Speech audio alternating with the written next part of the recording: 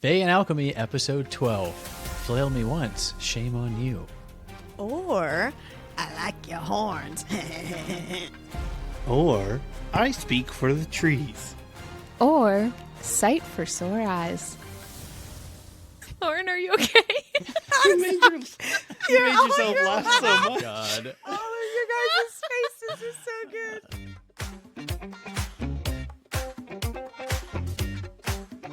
Welcome back to Between Pages and Friends, a book club podcast hosted by Con and Lauren, two besties who read a lot of books, and John and Kyle, our gamer-turned-reader husbands who've agreed to read with us. I'm Con. I'm Kyle. I'm Lauren. And I'm John. Today we are discussing Brimstone chapters 44 through 47. This is a book club podcast, and the four of us are reading Brimstone for the very first time. So you're in a safe space to read along, spoiler-free. This is your final friendly reminder to please refrain from sending us any spoilers. Con and I personally monitor all of our DMs and emails, and while we do love to be spoiled with gifts and compliments and nice things, we do not love book spoilers. We've made it so far spoiler-free, and we are so excited to finish the book with you all next week. Speaking of gifts and nice things, you can spoil yourself with a membership to our Patreon. All Patreon tiers get you access to our community Discord, with chats dedicated to discussions following each podcast episode with or without spoilers. Our $5 Patreon tier also includes all of our live events, monthly book club, reading challenges, and the full archive of our past content. And for $10 a month, you'll also receive early access to ad-free episodes, merch discounts, voting privileges, and exclusive hangout space, and more. One last thing before we jump in, a reminder to get your tickets to A Sorcerer's Affair on April 25th at a Bergmont Winery in Bucyrus, Kansas. It's a Bookish Lore events night, and there's a VIP experience hosted by the four of us, plus some other amazing creators. Tickets are limited. Use code FRIENDS15 for $15 off at bookishloreeventskc.com. And now a message from a listener like you. Here's a recent 5-star review on Apple Podcasts from our new bestie, 13_cheesecakes, titled, My New Favorite Podcast, Red Heart. I love this podcast. Late, but finished your Throne of Glass series and loved it so much. Throne of Glass is my favorite series, and I don't know anyone who loves it as much as I do. Therefore, your podcast is the perfect pod for me. I will be following along when you cover When the Moon Hatched. Thank you for being the best book besties I've never had. Thank you, 13_cheesecakes. Thank you. Thank you. You do Damn, have that's 4 a lot of book cheesecakes. besties. My favorite number and my favorite cake. All right. This brings us back to Con's Declassified Fantasy Pronunciation Guide, the part of the show where we highlight all the new names and places mentioned in this chapter section. First up in places, we've got the Shield, a string of islands separating Lycia from Inishtar, and the Baron's Track, a treacherous path down the side of the cliffs of Inishtar. In characters, we have Aurelis, the female satyr whose house they shared in Inishtar, Lanny, her 2-year-old fawn, James, the last blacksmith in Inishtar, Galwinian, and, ladies and gentlemen, Kaiden Greystar Finvara, Kingfisher's real effing name. Wow. More like fine, Vara. And in Nice. world building, we have Tarsarin, Tal's new godsword, meaning redemption. And I included the word Sheaska a few weeks ago when Zovina called Carrion that, but in this section, Lorith uses the form Sheaskar as a curse word. So Zovina was just calling Carrion something profane, so I just wanted to throw that in here. All right. And R.I.P. To be fair, he is something profane, so... And finally, in gods, because I have had a section here for the gods, just sitting here for this entire book, I'm just here to let you know that I still don't have any updates on this section, and I hope I get one next week. And now we pass the baton to John. Buckle up and hold on as he recaps this section from dusk to dawn. Wow. Thanks, Con. I'll take it from here on, out of the gate. I can't relate because I don't have a mate. Lost in a frost and costing me precious time with this boss who keeps bossing me. Sprinkling the sauce of apostrophe lost on me. Just talky. You joshing me? I'm trying to get around you like Josh for free, but let's just get it started. This chapter scene, coming into Ceres's POV. See monster? No, monster. See? A monster scene. Your RE Cap MC. Dusting off his lyrical dream to bring you an auditory story. Never boring. Chapter loring, audience imploring, overarching allegory of proportionate sacrificial glory. That was amazing. John. Thanks. Woo! I'm so impressed. All right. Chapter 44, Sarah's POV, coming through the other side of the gate to literal hell and mayhem. Oh my God! Oh my, the decaps! Oh no!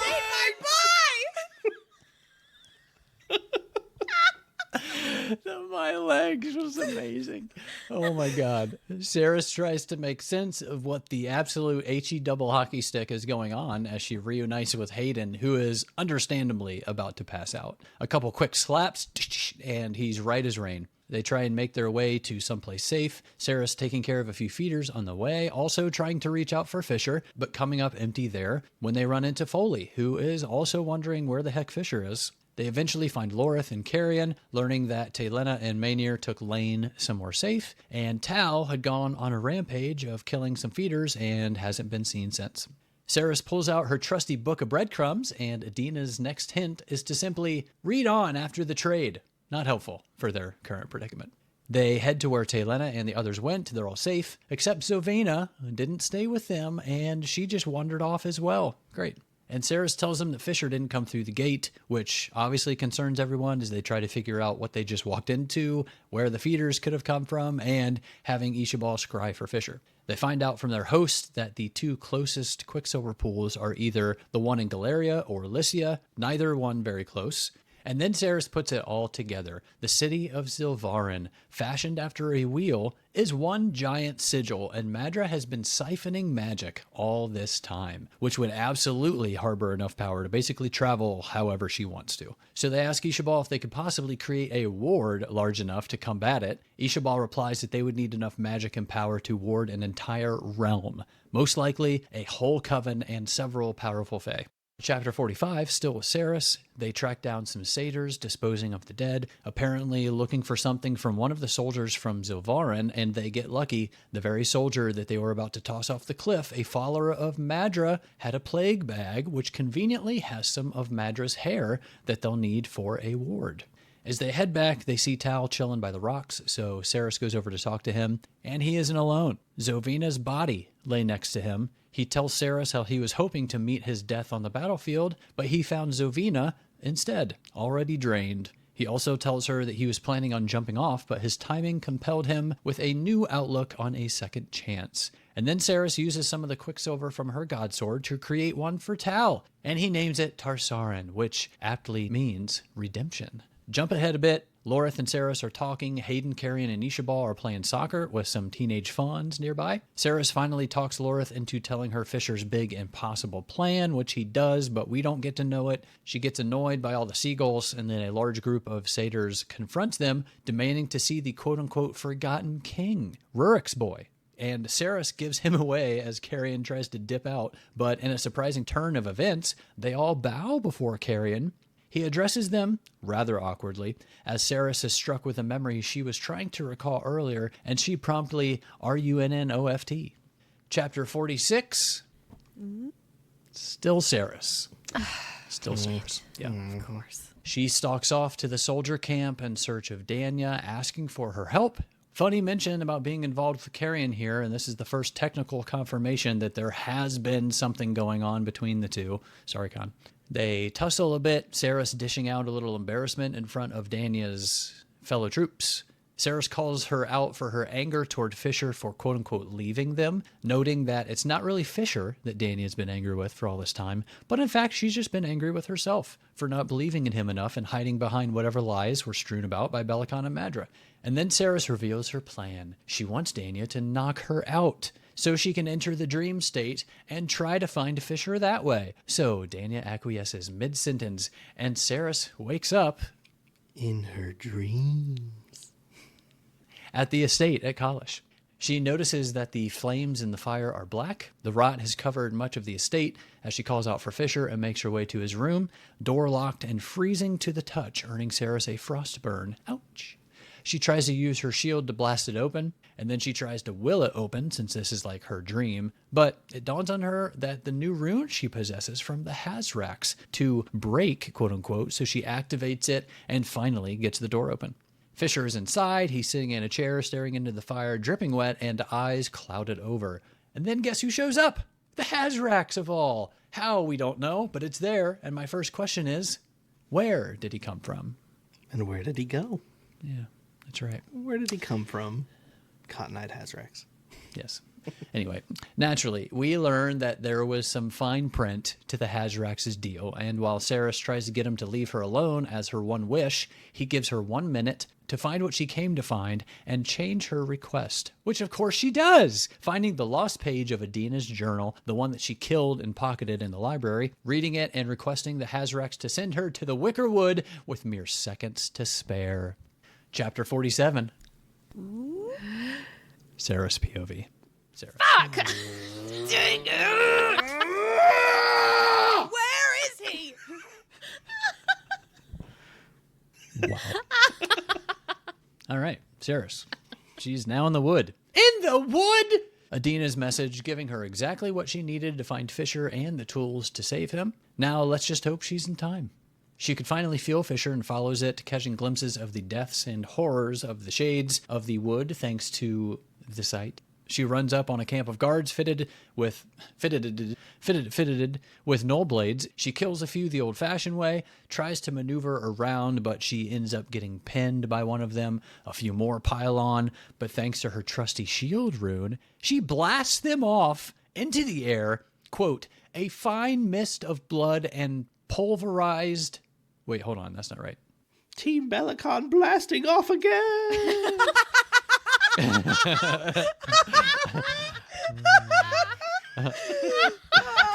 that was perfect. All right. She tries to maneuver around but gets pinned by one of them. A few more pile on, but thanks to her trusty shield rune, she blasts them off of her into the air. Quote, a fine mist of blood and pulverized meat raining down. Sweet. As Belicon, jaw-dropped, stares in wonder, they chat. He gets fed up with her and has Arias show her Fisher to get her to behave. Fisher is inside of a tree of rot, basically, most of his body swallowed up by the trunk. Belicon explains that they basically had a trial for Fisher back at the Winter Palace and found him guilty and sentenced him to life imprisonment in this oubliette, basically a magical prison. Is that how you say it? Oubliette? Oubliette? Shut up. Whatever. These trees, once dryads, now cursed to feed on the suffering of others, and since they're on Belicon's land, they obey him. Makes sense. His play is that she'll need to bow before the Fae and Stone, do the oath and all that, yada yada, for Fisher to be freed after thousands of years. She asks what will happen to his godsword. Of course, Belly Boy thinks he'll take it once the bond naturally comes to an end after all that time. But then Saris gives them a little history lesson on Nemerel, revealing the hole in Belly Boy's plan, that he will never be able to wield Nemerel because it's 1, made of iron, and 2, Morel lives on inside of it. And she also lets them in on a little secret, that she can touch iron, and she calls Nemerel to her. Having combined her 2 short swords, she now holds Solus and Nemerel in her hands. She fights Belicon. He gives Arias the order to have the Dryad close in Fisher. She hurls Solus, cleaving Arias in 2, but it has already started to close around Fisher. Belicon punches a hole in her chest as she gives him a little message from his dead wife to distract him. Just enough time to drive Nemerel through his gut and call back Solus, which drives through him from the back. Sick. She's starting to heal already, thank goodness. And just as Belicon thinks he's still won, Saris calls out to Fisher, sounding his real name for all to hear. Rise, Kaiden Greystar Finvara. What?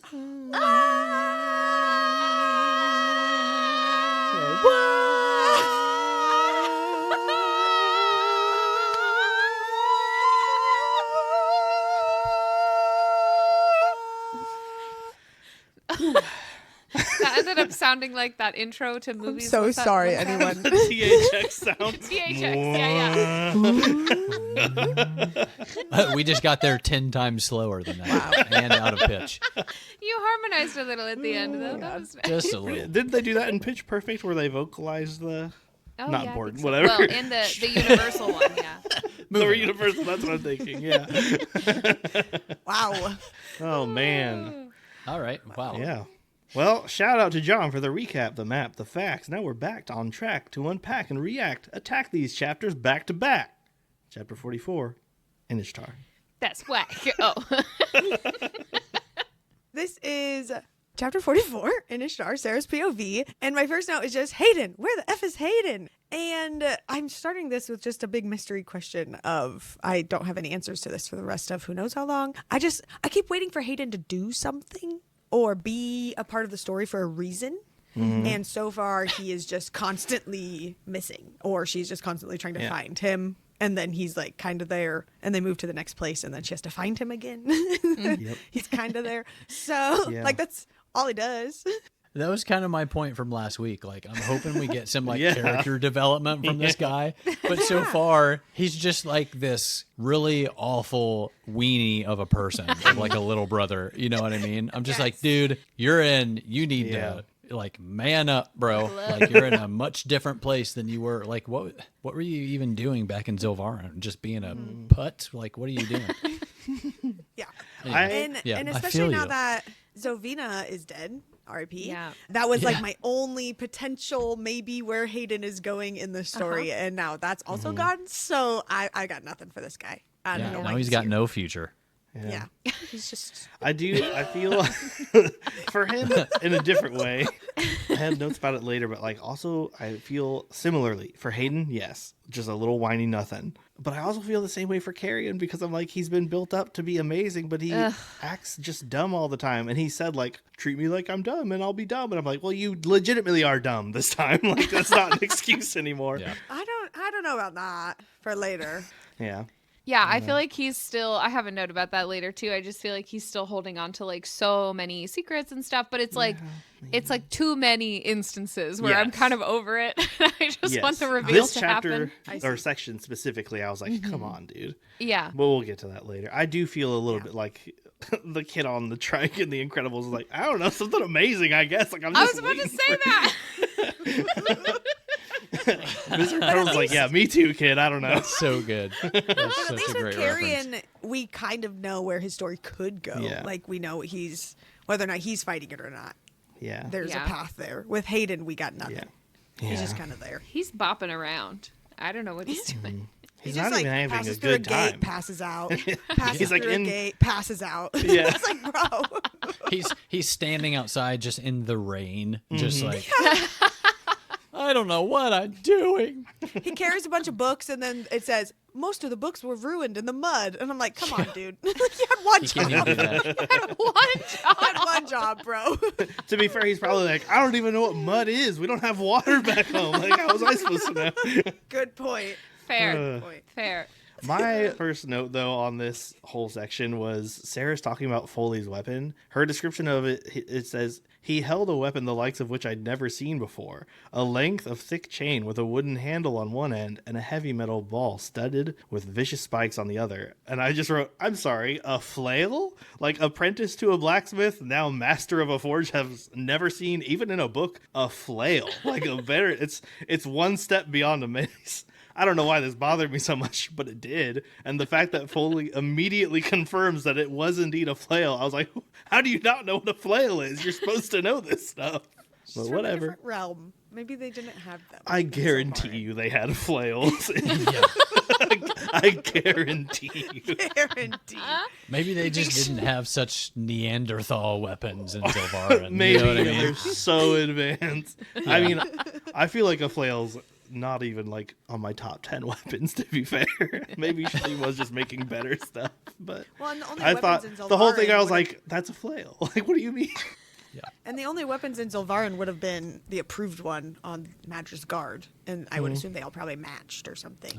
Yeah. I You know, know. but working in a forge, Elroy couldn't have been like, you know what we used to make? This sick ball on a chain. Well, bam! I don't know why. Elroy's lived under the same oppression his whole life, too. He doesn't He know has anything books. I mean, different. granted, he burned them, but surely there's True. books on how to make different weapons. Not like you walk into a blacksmith, like, what do you do? Sword. That's it. Oh, my God, Kyle. Do you need a sword or a sword? I make big sword, little sword, or tiny sword. Doesn't have a name. Even tinier sword for kitchen table. He's just going to keep going if we don't move on, guys. All right, so Saris finally opens Adina's book again, and after seeing read on after the trade, she's like, what? The trade? What the fuck did that mean? Where was the message? And trying to will there to be 2 sheets fused together where there was only one. No page had been torn out. The message just wasn't there. And I was like, because it's the one from your pocket, you ding dong. I just couldn't. It was drawn out so long of her wondering where this page was and why there wasn't another page. I did not realize at this point that it was back in college. Like I must have missed that she took it out of her pocket at some point, or I don't know, but I was like She screaming. changed her outfit is the only, I guess, Yeah. maybe Yeah, I don't know. inference there, but yeah. I had to call out this weird spot in the Kindle of some dialogue here with Lorith. He's like talking about like making the relics and stuff. They were talking about the attack. If more infected hit the smaller towns between here and Galarian foothills, they'll be wiped out. Blah, blah, blah. She didn't want him waking, or the warrior had been honing a VCS edge for well over an hour before Aurelis had begged him to quit the incessant metallic grinding sound. She didn't want him waking the baby. Laney had woken up shortly after anyway, but Lorith had refrained from resuming his sharpening. His jaw worked, first of all, as he looked at Ishabal. I was like, where's the end of the dialogue? Hold on a second. I also thought I was going crazy reading that paragraph for a second because I was like, where is the end quotation? I can't. Yeah. It's like, there's no... Did he just There's start nothing. It was talking in just- third person? Yeah, like I was like, wait a minute. Why are you describing other people in the room? Yeah, it was super weird.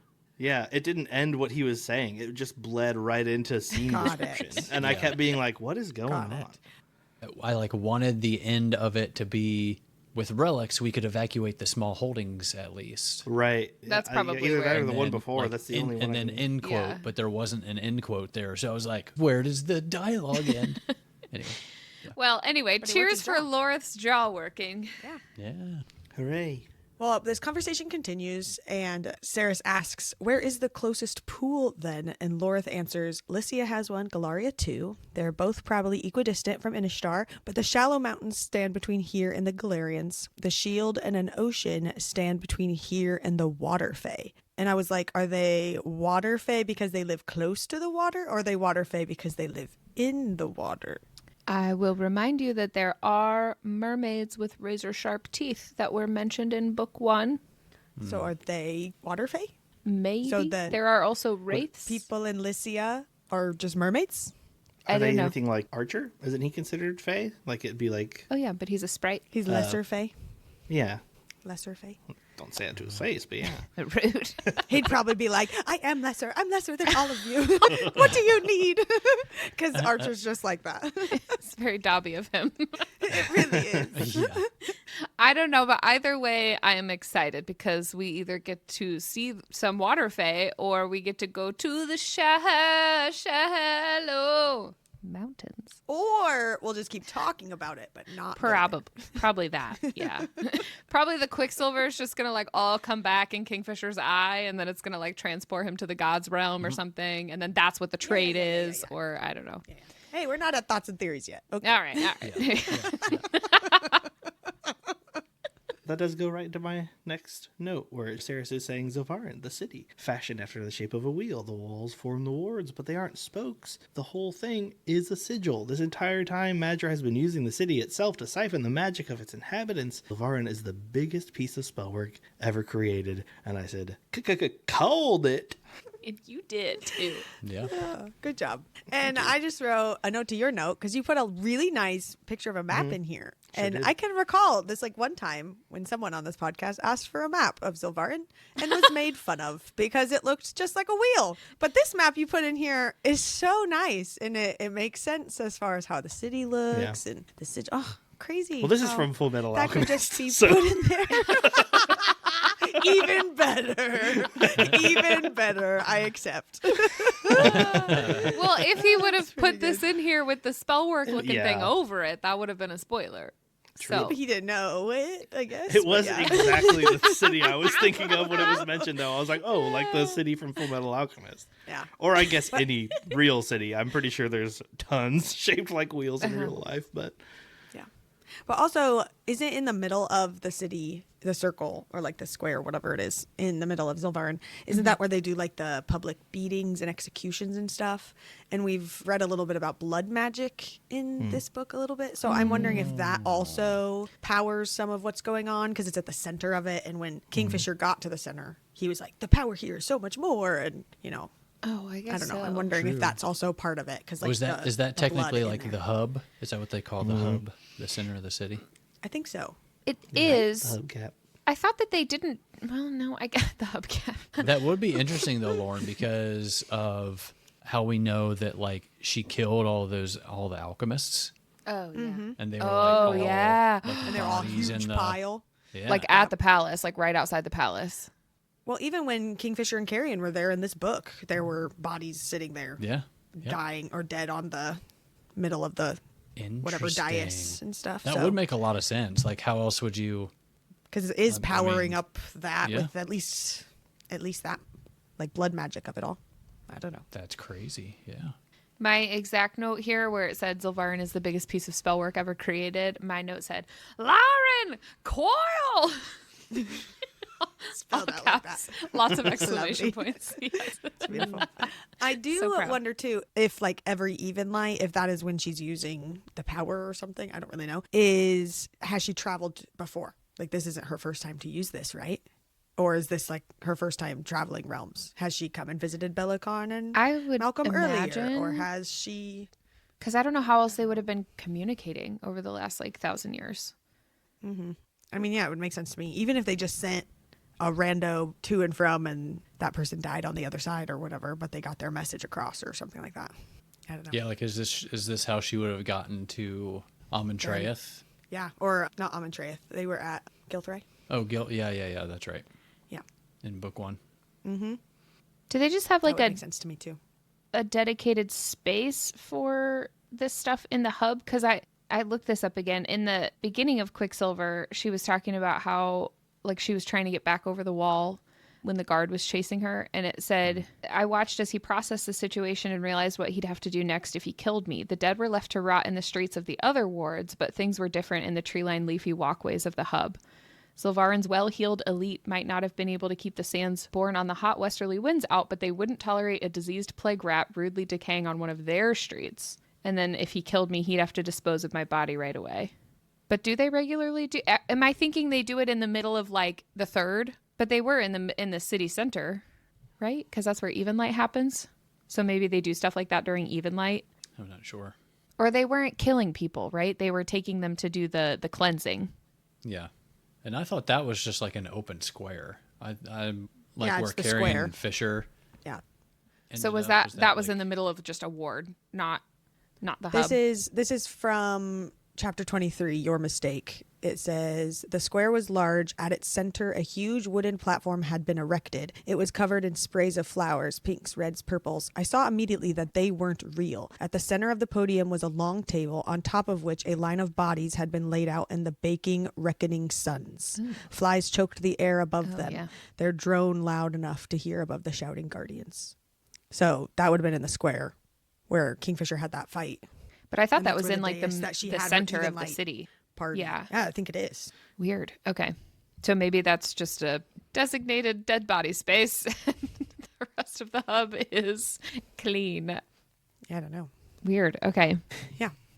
But then Saris has this idea of warding the entire realm, which is just kind of wild. But Ishabal says that you would need an entire coven of powerful witches, at least 10 strong Fae wielders to build something that monumental. You'd also need something that belonged to Madra, and not just something she touched. You'd need something far more personal if we were going to block her magic. And immediately Saris is like, done, and done. And I was like, okay, I guess let's do it. Like, I don't know what's going to happen in this book, or if that's how we get connected to the witches and learn all about them, or how it pulls everyone to have to be together in one place, because now the witches have to be there with the Fae and all the stuff. But That sounds like an Avengers Endgame thing for like book 3. absolutely. Absolutely. That is the thesis statement for Deja book vu. 3. Hold on. Well, in chapter 45, Redemption, Sarah's POV, we get a new estimated infected landmass. Woo! Oh, yay. 289 leagues and growing. I told Lauren this pissed me right off. She's been Came out of the using room. she's been using hectares Yeah.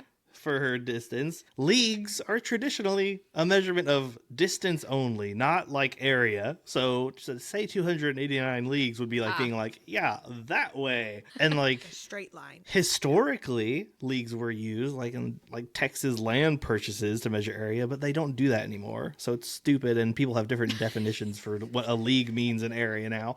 Anyway, I'm assuming she means square leagues, which is weird to say, but it puts you in the range of 2.5 to 3.5 square miles. So the entire state of Delaware, or all of Yellowstone National Park. Luxembourg's pretty close for the UK listeners. Oh. About a 1 to 2 hour horse ride, or an hour-ish in a car if you're going like 50. But it's bigger. Yeah. It is much bigger, yeah.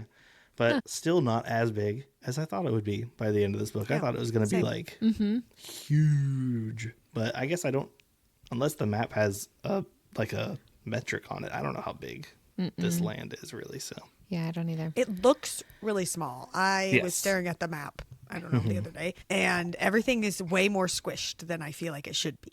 Especially for them to like take Like a it's shadow not two gate and then be like, size. I can never get to this other place without Kingfisher. I'm like, girl, it's like right there. right, yeah. I don't I think get it's the at, like, buildings the look scale or bigger whatever. probably Maybe on the just map, walk. but like But that building's huge on the map, and so's that horse. it looks really tiny. Yes, I get what you're saying. I wish it did have like some sort of a measurement of distance on it, but I don't. It must not be to scale because some cities they're like, oh, that's like a whole 2 weeks unless we take a gate. I'm like, that's a couple miles. Looks like that's so close. It's like an inch and a half. What do you mean? Yeah, what do you mean? I can do it with my fingers, but it's a bigger. It's a bigger landmass than before, which I guess is all that matters. I guess you could go and be like, they have said these cities are totally taken and get a better idea that way. But Sure. I'm not going to do it. But you've been doing all this math. It's not my job.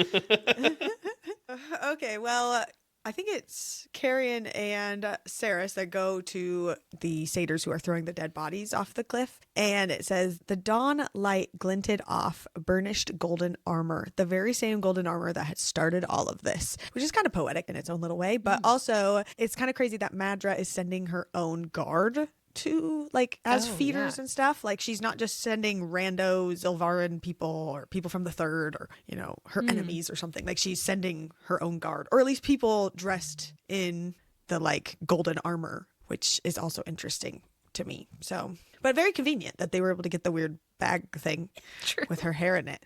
So that worked out. Very convenient. And also I just feel like that's really dumb of Madra because like Foley, or maybe it was Algat that was like, be careful of the stargazers, they'll try to steal your hair for the witches, and they were just scared of these little birds. But then Madra's just like, a hair over here and put a hair in your bag and you get a hair and you get a hair. And I don't know, I guess maybe she's comfortable in a land without magic or something. She just maybe doesn't think of that as much, or I don't know. Have they like looked inside of a plague bag before? It just like I'm like That's a great point. wondering if she's going to be How'd like, she oh know? yeah, I heard it has hair in it, and then they open it and it's like stuffing from a pillow. Like I don't Potpourri. Yeah.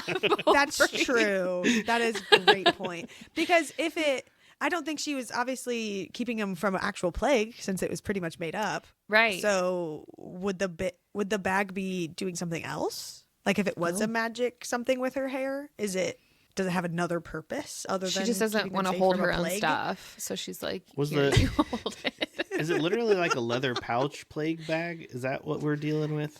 I think so. I keep picturing it as like a fanny pack, but that's probably more accurate. I keep thinking of it as like almost like a little coin pouch. Yeah. I keep because like in our world, plague doctors had a plague bag and they put it in their beak and they'd like breathe it in, which is the only thing I could be like, well, maybe it was like her scent that they're breathing in, which keeps them under some sort of control. But I don't know if they don't I think it's on their actively keep hip. it there. It doesn't make sense to me. Yeah. How much hair she got? How much hair Very are we long. cutting off for this?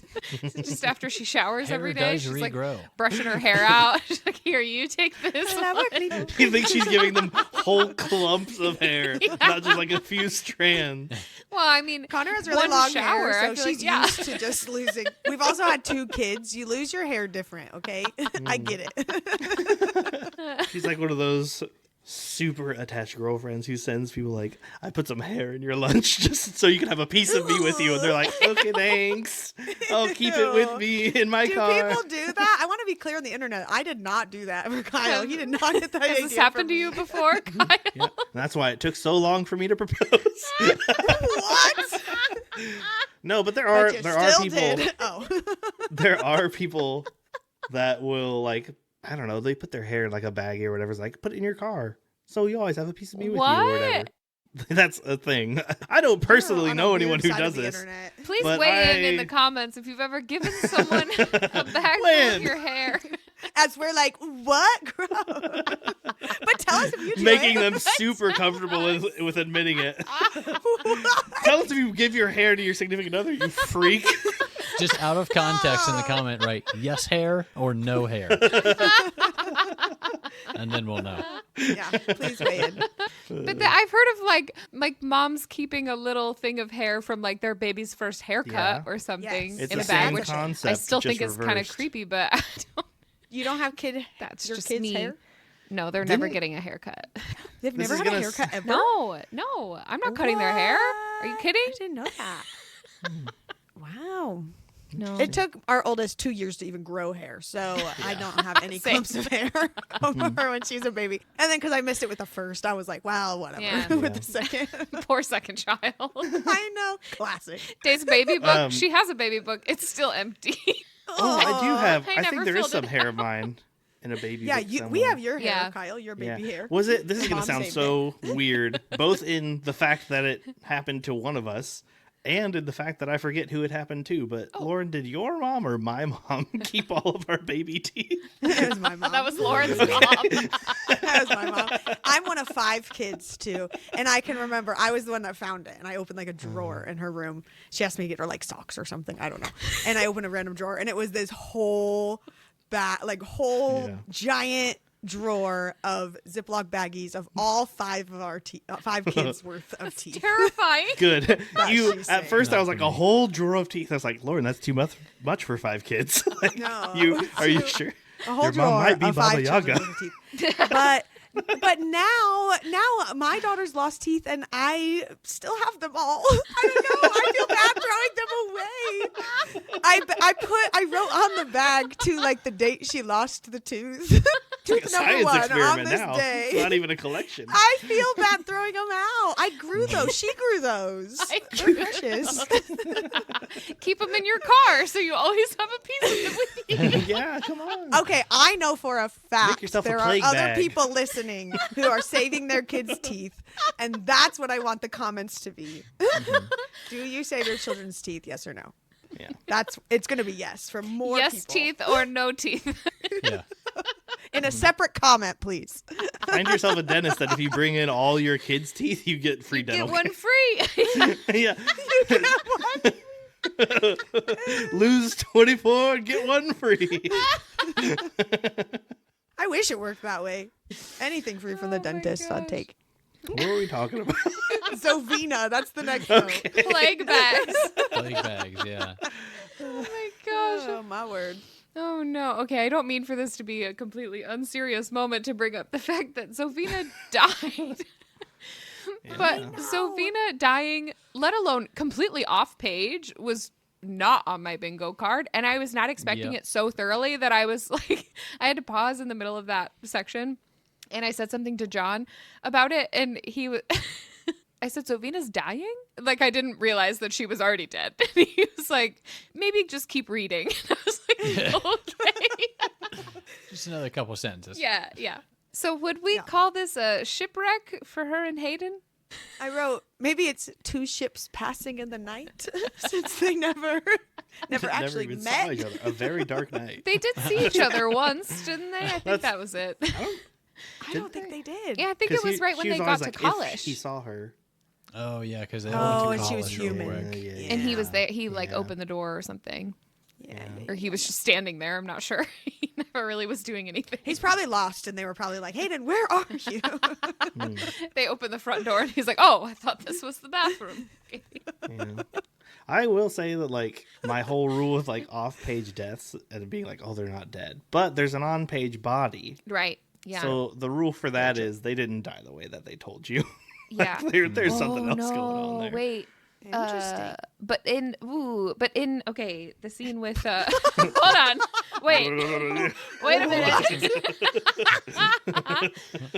Okay, but in Sylvarin they just explain that they wait 72 hours after someone dies to make sure they don't transition. Good point. And I don't think it's been that long since Sovina died, so we saw her body. But Yeah. My other Yeah. guess when Kyle said that was maybe the concoction or whatever that Tal gave them to turn them all back to Fae actually slowly killed them again. Or something. Like it wasn't permanent. And like, yeah. And then Tal didn't die because Saris did his magic or did the magic on her or whatever. Right. I thought Yeah. Tal just straight up killed her. Oh. oh. Oh. It said like her After body years looked of spending drained. time with that bee. I mean, maybe. I'm sick of your shit. And then he lied about it. He's gonna be like, It "Ooh, she said, was already I drained didn't say when her I got body here." was drained. Yeah. Oh, yeah. And Tal couldn't do that now. I mean, he could. It'd just be weird. When I guess if her body's drained, could she still potentially come back as a feeder? That just would suck later if they were like in battle and she, like Tal had to fight her as a feeder or something. It wouldn't surprise me, only because Kingfisher was like, "Oh, these people I used to be with are now yeah. vampires." What? Ooh, You know, so- I wouldn't be surprised if it happened here too. But I was jaw dropped on the floor, shocked that she died. Mostly because she was mentioned just in the Maze POV, like bonus chapter at the end of the new edition of Quicksilver, and we just put so much theory into who Zovina was, and she was going to try to take the crown and like all this stuff. And I just feel like in my brain, I set up this whole storyline for Zovina, and then she just dies. I Yeah. was like, oh, okay. Especially in a book where nobody's dead. Like nobody dies. Right. Nobody dies in this book. So, all right. Yeah. I don't Yeah. know. It just was crazy to me. Same.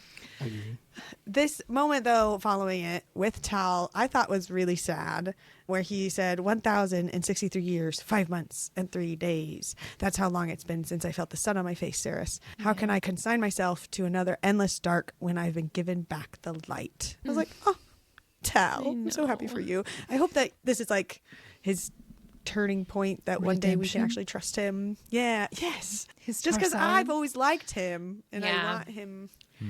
I want everybody, I want even the whole group to like agree that Tal is a good guy or Yeah. can be one of the good ones. So, yeah. Yeah, we'll see. So Tal he's laying out all these like vulnerable, deep, dark thoughts, and in Saris's POV, she says, "The only thing I could do was take my friend's hand." And I read that, and I thought, I feel like "friend" is a strong word to use here. I thought that was interesting. Kyle's shaking his head. She that she used a friend to describe him, because I'm like, it's not like they've hung out a lot, and She was kind of bound to him for a while. She did Yeah, see but his that's- dingle. but that's more of Ten a hot. Dingle. that's more of a like situational thing with them being bonded. I don't know. I just thought it was kind of interesting. Yeah. But whatever. I thought it was the thing. I was like, it was, I don't know, weird. At least she's not saying like Yeah. creator anymore or any of those my sorts of maker. Yeah, I was like, she thinks they're friends. They've like never had a deep conversation. Not really anyway. My old pal. Yeah, like Tal just whips his hand away. Like, what are you doing? She's like, oh, I thought we were. Sorry, yeah. misread It that. was a moment. Okay. Okay, well, she kind of wraps up the moment by making him a god sword. And she just is like, beep, beep, beep, beep, done. Like, no big deal. And he's like, you're not serious? That's a god sword now? That's all it took? And I'm like, she's just making these left and right now. Like, everyone should have one. I thought a god sword was super rare. I know that it was, that Kingfisher had one because when the Quicksilver pools stopped, like, that's when all the magic of the god sword stopped, I think. So it'd been 1,000 years or however long it's been that there wasn't new god swords, and I guess it's also when the alchemists left, so that made it rare. But apparently when the alchemists were alive, they were not rare because they could just make them in 0.2 seconds and everybody could have one. I guess. Well, but didn't right? was it Danya that didn't have one for a long time? Or was it just that Lorith had been a member of the Lupo Perlio without a god sword for so long? Technically, Yeah, Danya Lorith's got sword hers from her father, I think. Oh, okay. It was her Maybe it dad's was, sword that turned into hers.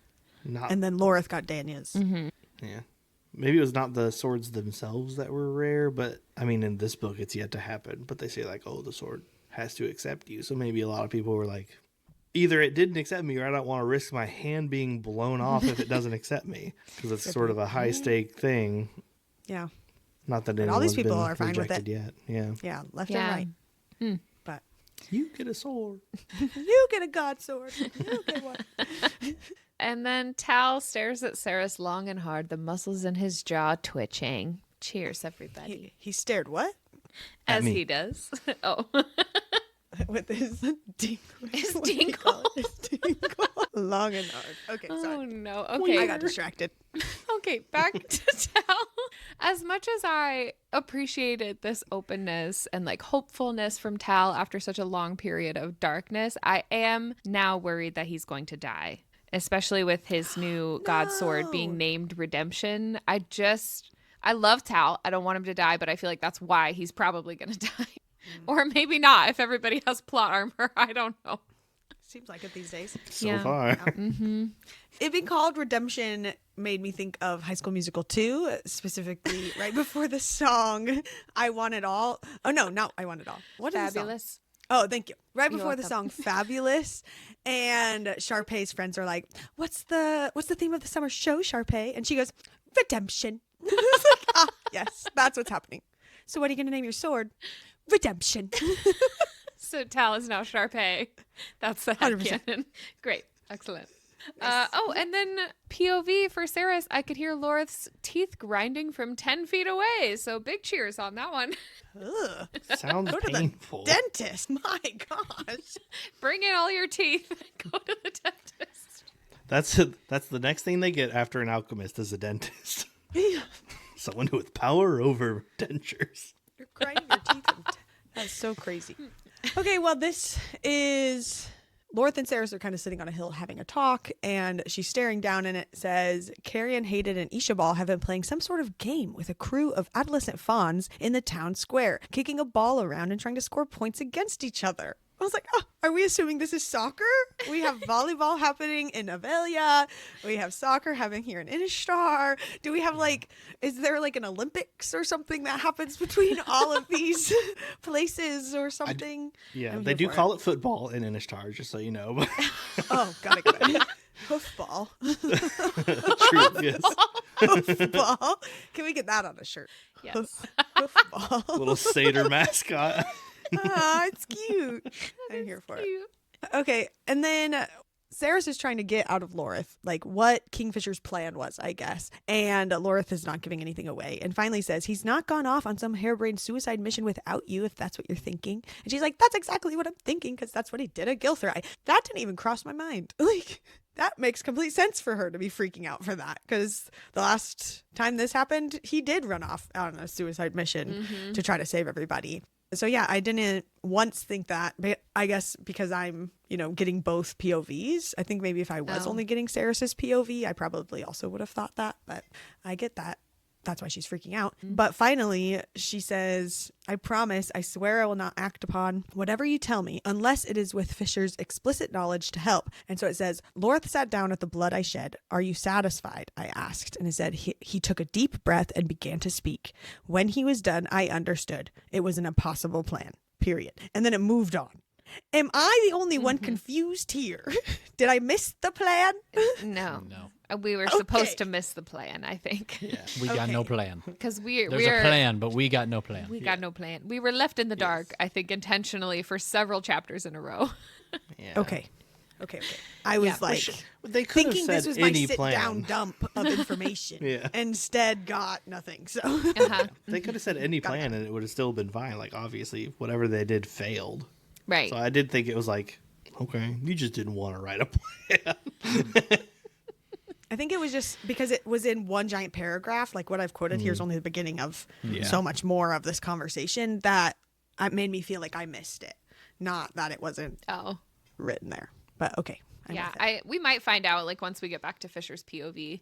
But what was supposed to happen? Yeah, like how he ended up stuck there. Okay.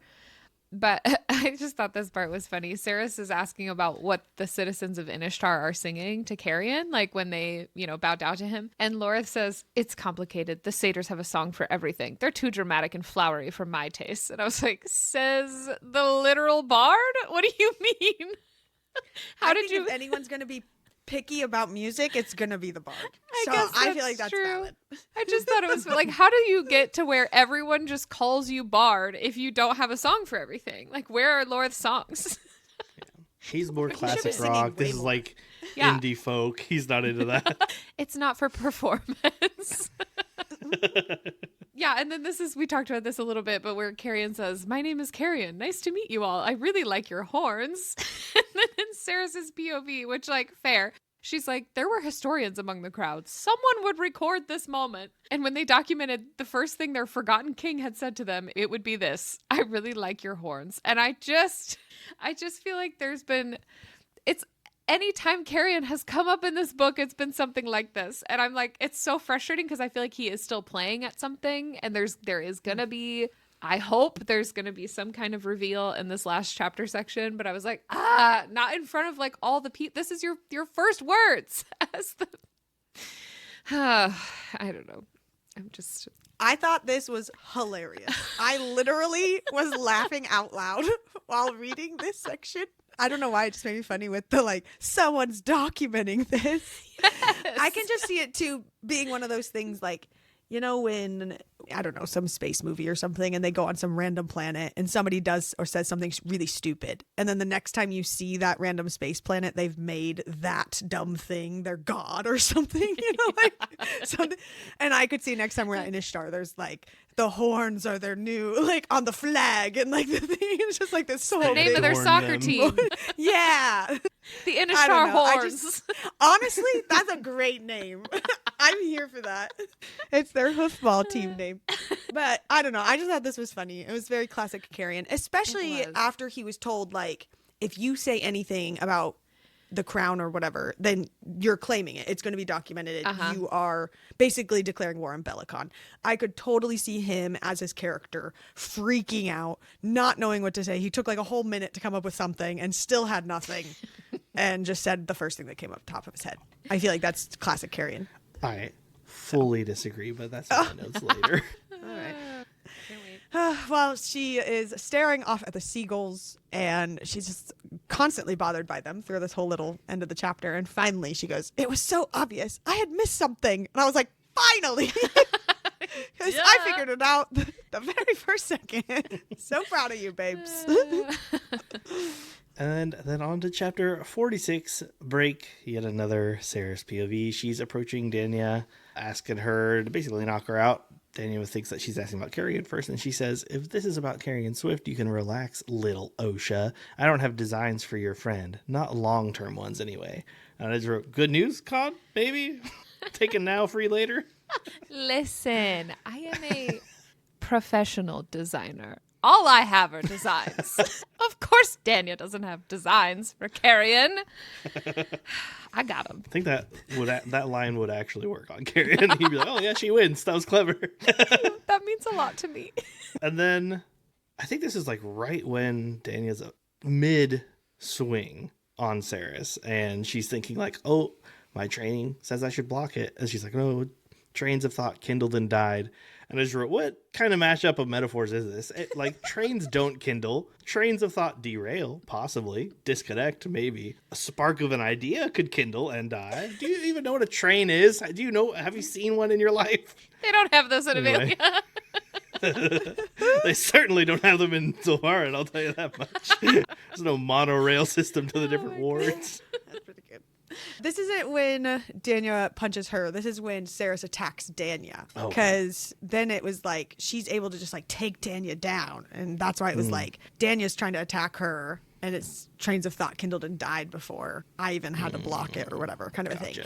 And for me, my note here was like Danya's literally like a trained warrior for centuries before Saris was even born. But in the few days, weeks that Saris has been training with Lorith, all of a sudden she's like faster and better than Danya.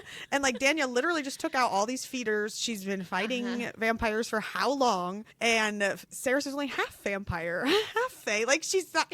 I just didn't think that made sense to me. Not that I'm like so pro Danya winning this fight or whatever. It just like for her to have trains of thought to kindle and die before just Danya can even make a move felt wild to me. Yeah. Like maybe she could take her down, but not that she's just sitting there like no big deal. Oh, this I don't know. That just felt weird to me. Unless it goes back to Solus being able to like slow time or for her to anticipate moves. I was just because thinking of that. Solus's power or something. But she wasn't wielding Solus, was she? She doesn't have Solus. I mean, it's the two swords now, however that works. Because she had them on her body. That was what she said later. Her body like flew to the Wicker Woods or whatever from when the Hazrax moved her or whatever. Yeah. Flew through the air. Like the Hazrax. She just glides with him all the way. She's like, and everybody in Ishtar's like, what is happening? She's fully unconscious. She's just like, God. That's funny. canon. That's canon now. I love that the boys are quiet. They don't think this is funny. Okay. Sorry, I was laughing. I just realized I was muted, though. It wasn't my place to speak, so I was muted. Oh my gosh. Oh my gosh. We also get in this interaction with Danya, Saris kind of calling her out on why she acts kind of like a raging bee all the time. And one of the things she says is the rage inside of you is a shield. It protects you from the emotions you can't face. And I totally understand why Danya isn't anyone's favorite. And I really didn't like her in this scene specifically, saying like the little Osha and that kind of stuff. But I did appreciate this little tiny bit of insight on Danya and maybe her character, her motives, or like... I get that she's not doing anything in a good or healthy way, but maybe she has some deep reasons. It's not just that she's surface level bitch. She's really struggling with something, and she's putting up this horrible shield and is just making it through anger and taking out all her actions that way. Not that that's an excuse, but I appreciated maybe seeing that. Where did Saris get this, though? That's what I was thinking. This is like, you've known her maybe for like 3 hours total that you've been in the same room. Like, have you just been like, staying up late, reflecting on Danya's motivations in her life to come up with the...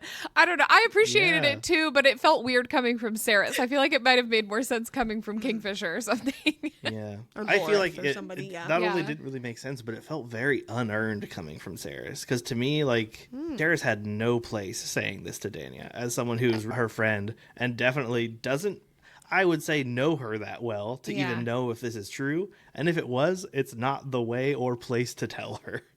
Yeah, I think it might have made more sense coming from, like Lorith or Fisher. Yeah. It felt a little random to me, but I like the development itself, I think, makes sense. But it felt a little out of place, I think, in this particular scene. Yeah. I was expecting her to be like, punch me in the face, and then she wouldn't even get her full sentence out before it just happened. Yeah. Maybe she was just trying to make her more angry, because I feel like saying this to someone who is doing that is very not going to come from a place of like, I want you to be better. It feels like it might be coming from like, I'm going to stoke the fire so I can convince you to hit me. Because I don't think Danny's going to walk away from this being like, gosh, she was right. Kindle this train is so good. Yeah, no, that's true. That could definitely be part of it. Yeah, she's not going to go back to Danny and be like, you were right this whole time and I'm a better person for it. She's going to be like, I'm still pretty pissed, actually. He called me out in front of all my friends. True. But maybe that's what Danya needed. Maybe she needed something big and drastic. Maybe even like from Carrion. Somebody... From somebody she isn't close to. Big and drastic. I don't know.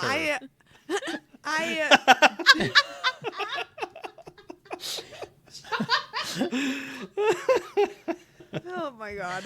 I don't know what it is though about Danya that I still have a hope for her that I don't know. I've had all these like weird theories of Everlane and Danya and all this stuff. So I don't know. Maybe it's just my own story I made up in my head of reasons why I like Danya, but she really is horrible in this section specifically. But I get it.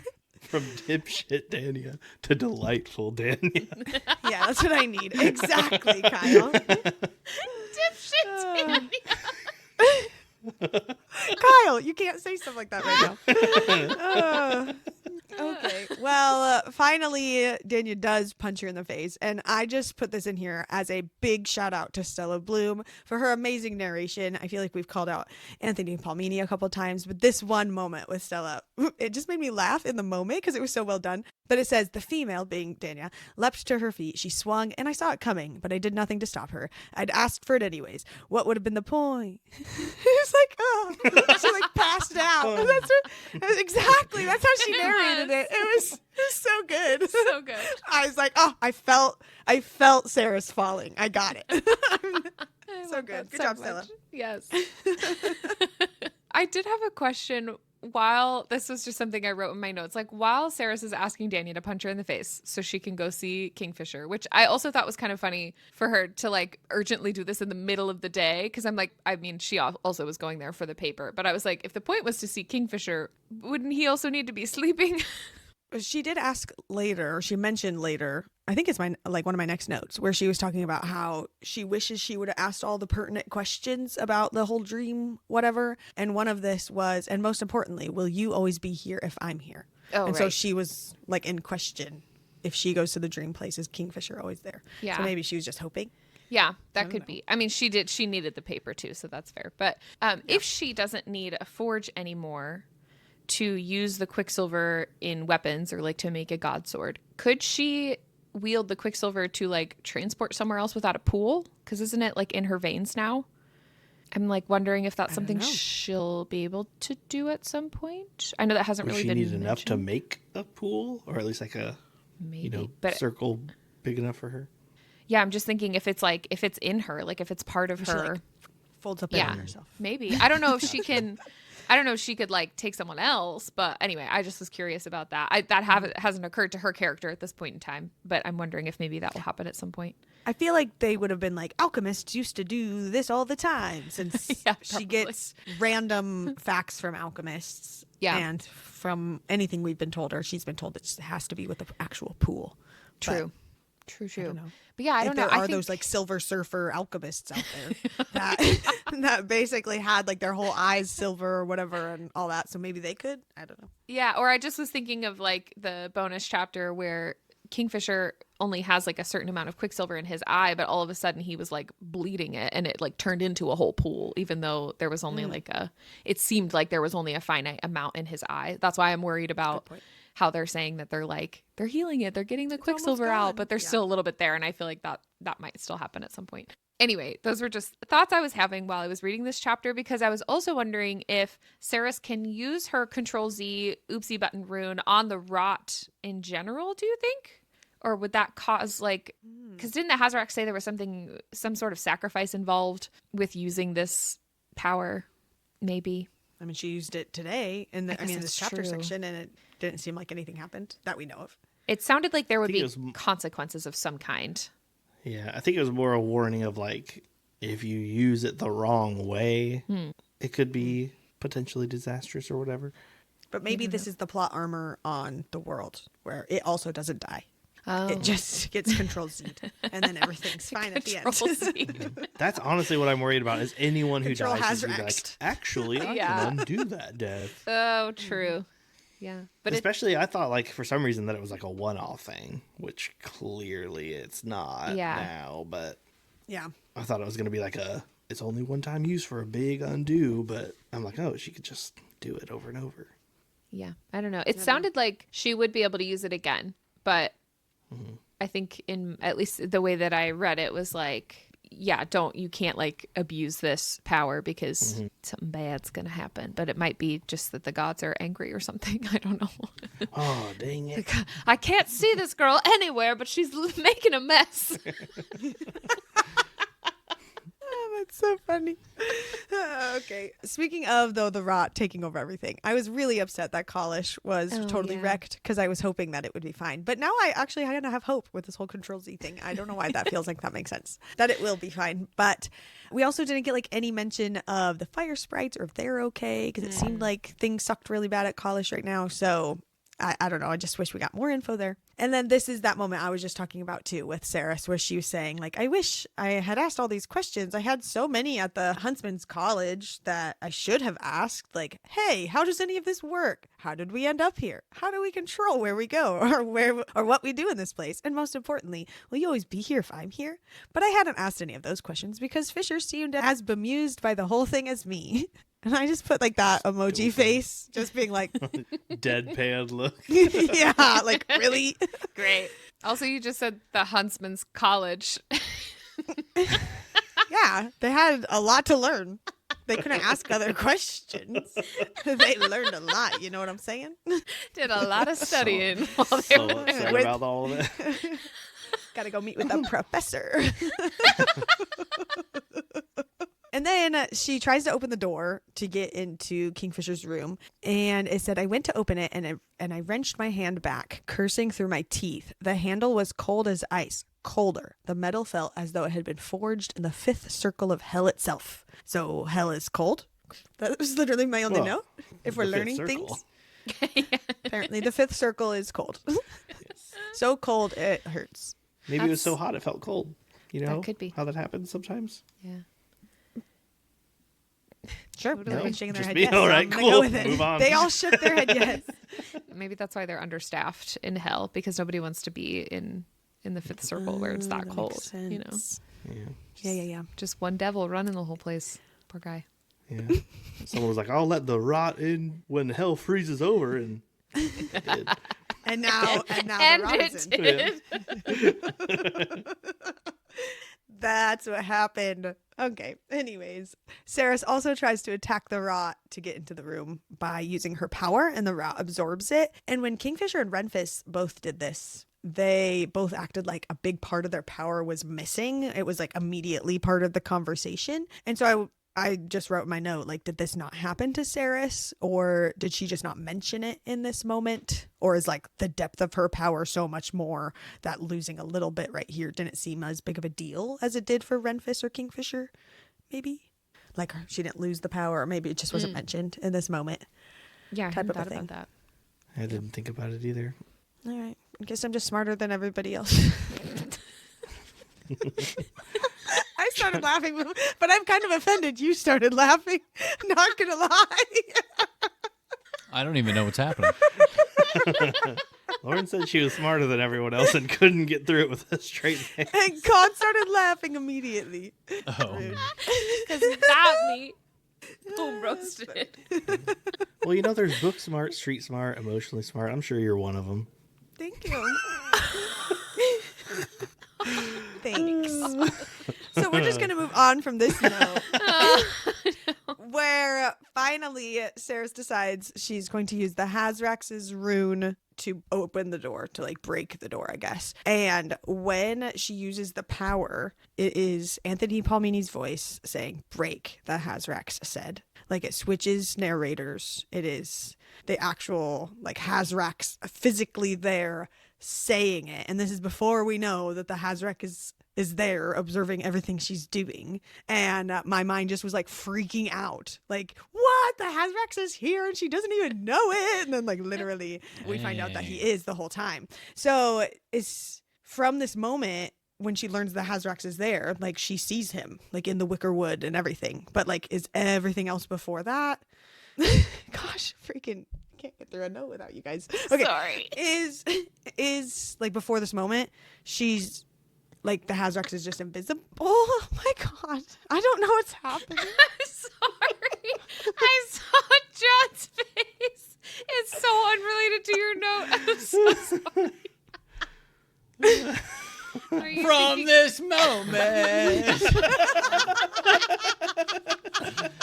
I had to get thought it out. it- All right. And then I saw John's face and I knew he was thinking it, but he was trying to hold it in.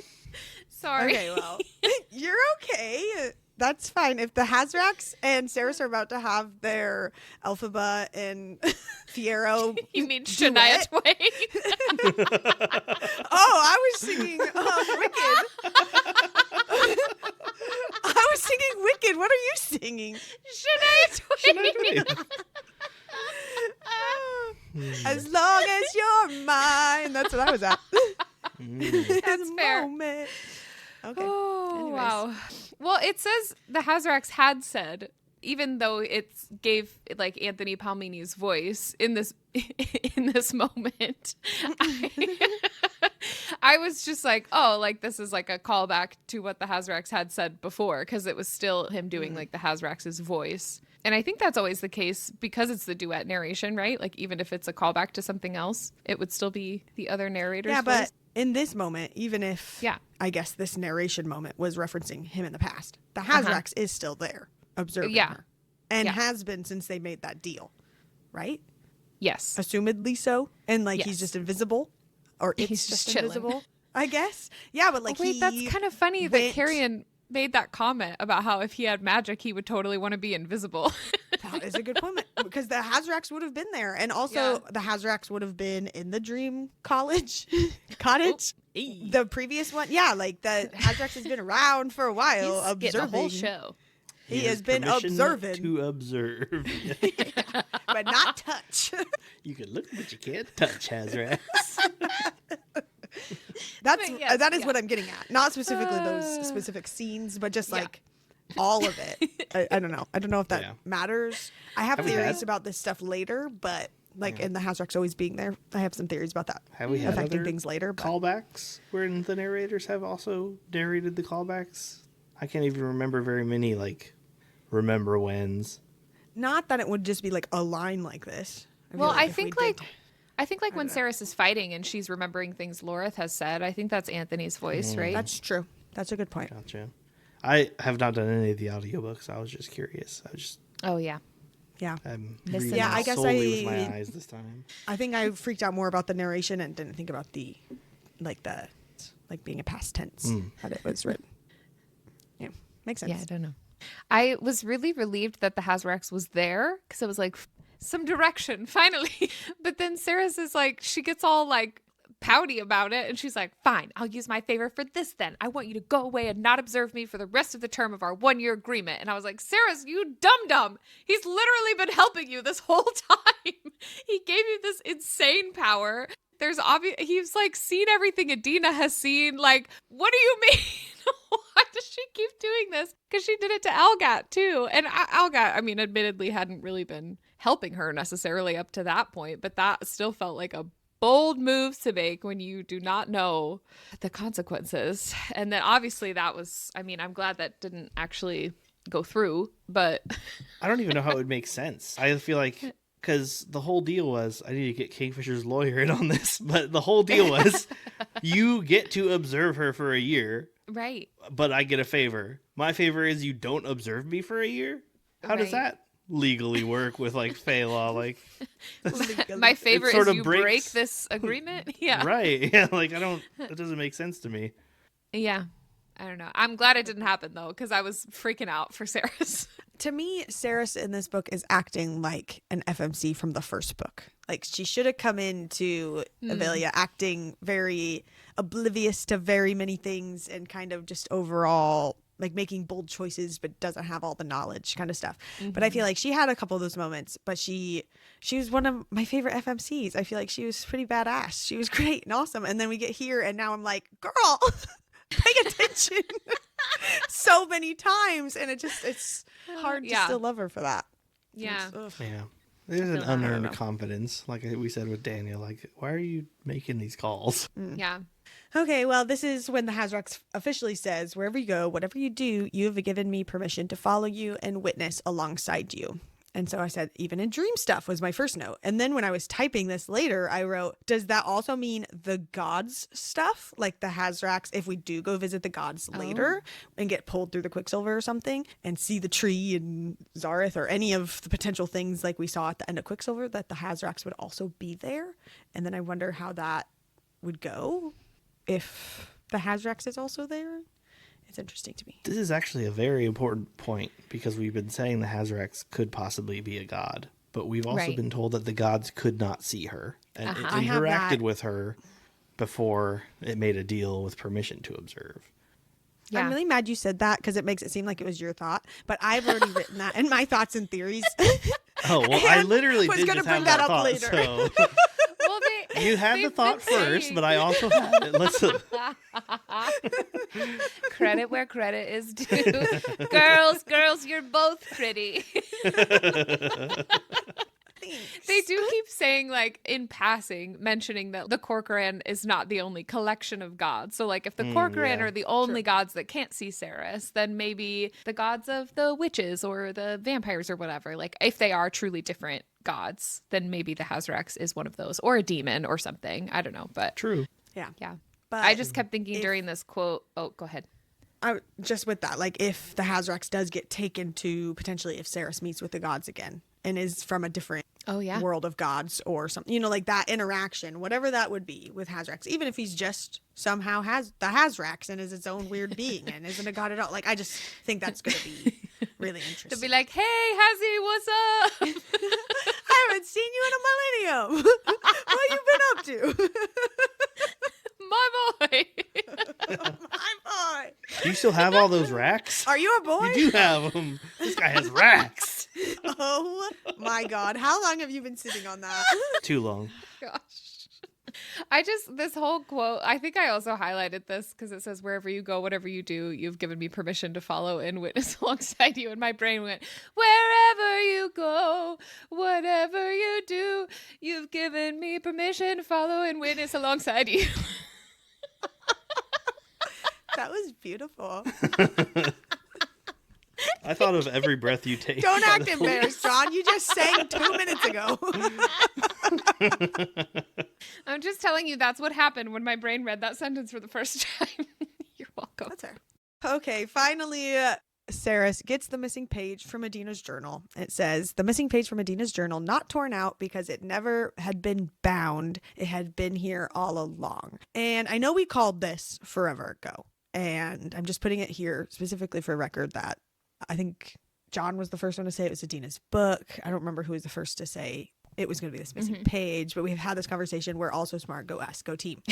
But also, how does she know this is the specific page she was supposed to read? Because it never binds with the book again. Like, what if this page was actually later in the book? Like, I know that she was confused, feeling like she didn't have the information, but she's kind of not had the information this whole time and is kind of just following it page by page. She doesn't like have it bind with the book and then read the page. She just opens this page and reads it. So like, what if she read ahead on accident? She's not supposed to do that. Or that's funny because I was thinking pages. Page 67. Oh no. Oh my God. Everybody roast Lauren. And I had to do it. Oh my gosh. We were at Silver Dollar City the other day and Emma asked Kyle a question about something. Oh, He said yeah. something about 6 or 7. She asked me how many napkins I got, and I was like, I don't know, like 7. And she just looked at me like, all the wonder in the world. I was like, don't say it right now. Don't do that. And like all the people in line started laughing. She had me lean down to her ear and she went, 6, 7. I was like, dang it. Oh my God. Come on. These people in the crowd or whatever in the line were watching, just laughing at it. It was pretty good. Anyways, you said 67. My bad. My middle school teacher is showing. Oh no, I don't remember what I was saying. No, oh, You were I was making a thinking, joke. Like, well, I just was thinking of like how awkward it would have been if she would have picked up the paper immediately and unfolded it. Because at the time I was like, why aren't you unfolding the paper? But if she would have done this right when it happened, she would have read his true name and then thought maybe the next available opportunity she had, she should have declared it or something. And that could have been good bad. point. But also that could be happening now. Although, I mean, obviously Adina seems to know exactly when she's going to need all of these things. She knew she wouldn't open it right away. However that works. That feels very Also, confusing. with the page with Kingfisher at the beginning, she said there's multiple paths she could take. And the one that she hands you this book is the best possible one at this moment, you know, or whatever. So that doesn't mean that now she still doesn't have multiple paths to take or that she didn't read it too early or something. Yeah, there's other pages for the multiple paths where it's like, if you want to tell Kingfisher his name now, turn to page 30. If you're going to wait till after the White Cliffs, turn to page 47. choose your own It's one of those adventure. old school like RPG books Yeah. where you make decisions and jump to a certain page. Yes, I exactly mean, like that. The Hazrax also knew that she was going to need that information in this exact moment, and he knew what was on the page because he knew she was going to need a different favor. So I do feel like this was the right thing for this moment, but it's funny. Yeah. I kind of wonder if we'll get the actual entry or if it's just going to be like, yeah, I learned your name from it, or if we're going to see exactly what she wrote and why his name I hope is so, that. because I also want this dirt on Bellicon. I want the tea. True, yeah. Well, speaking of Bellicon, chapter 47, unless Sarah's POV. I wrote that I was not mad, just disappointed that there's no mention at all of a black eye or any lasting pain whatsoever from after Danya knocking her out. Lauren, give your response and I have more. Yeah, from the beginning of the dream in the previous chapter, it said, I would try to go to sleep, but my thoughts had been spinning so fast I knew there was no way I was going to fall asleep naturally, ergo finding Danya at the camp, ergo the black eye I was bound to whenever I woke up. So she did have a black eye. But then literally at the end of this chapter, Bellicon like rips her chest out and she heals in like 2 seconds. So like it makes sense that she doesn't have a black eye by now. Right? That's what I was going to say is like I was disappointed like, oh, she didn't wake up with a black eye. But then, later, it was what the more I had, because you said something earlier. I was like, oh, yeah, she super heals from this hole in her chest later on. I don't think a punch to the head would have even knocked her out in that case. Like, before she hit the ground, she would have healed. If you could heal a hole in your chest that goes straight to your heart on, like, a 10-step walk to a tree... without without passing out. You're not passing out from getting punched in the face by an elite. It negated the whole thing for me. I was like, how on earth would that happen? Regardless of whether you knew you had it or not, you did have that super healing ability. So like, you dreamt that within like a 2-second span that it takes you to fall. I don't think Daniel could punch hard enough to knock her out.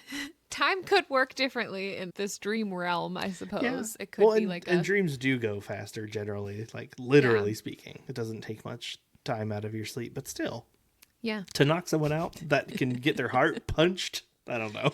You'd have to punch pretty hard. Can get their heart punched. Oh my gosh. Well, she does wake up in the wicker wood, which I refrained this whole time from making morning wood jokes, but I just have to mention it at least.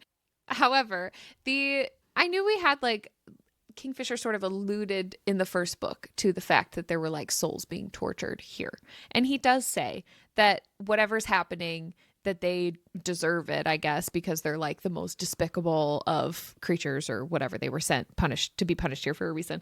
But the descriptions that Callie gives of the souls reliving their death and torment on repeat, I put the gif of Michael Scott going, nope, don't like that.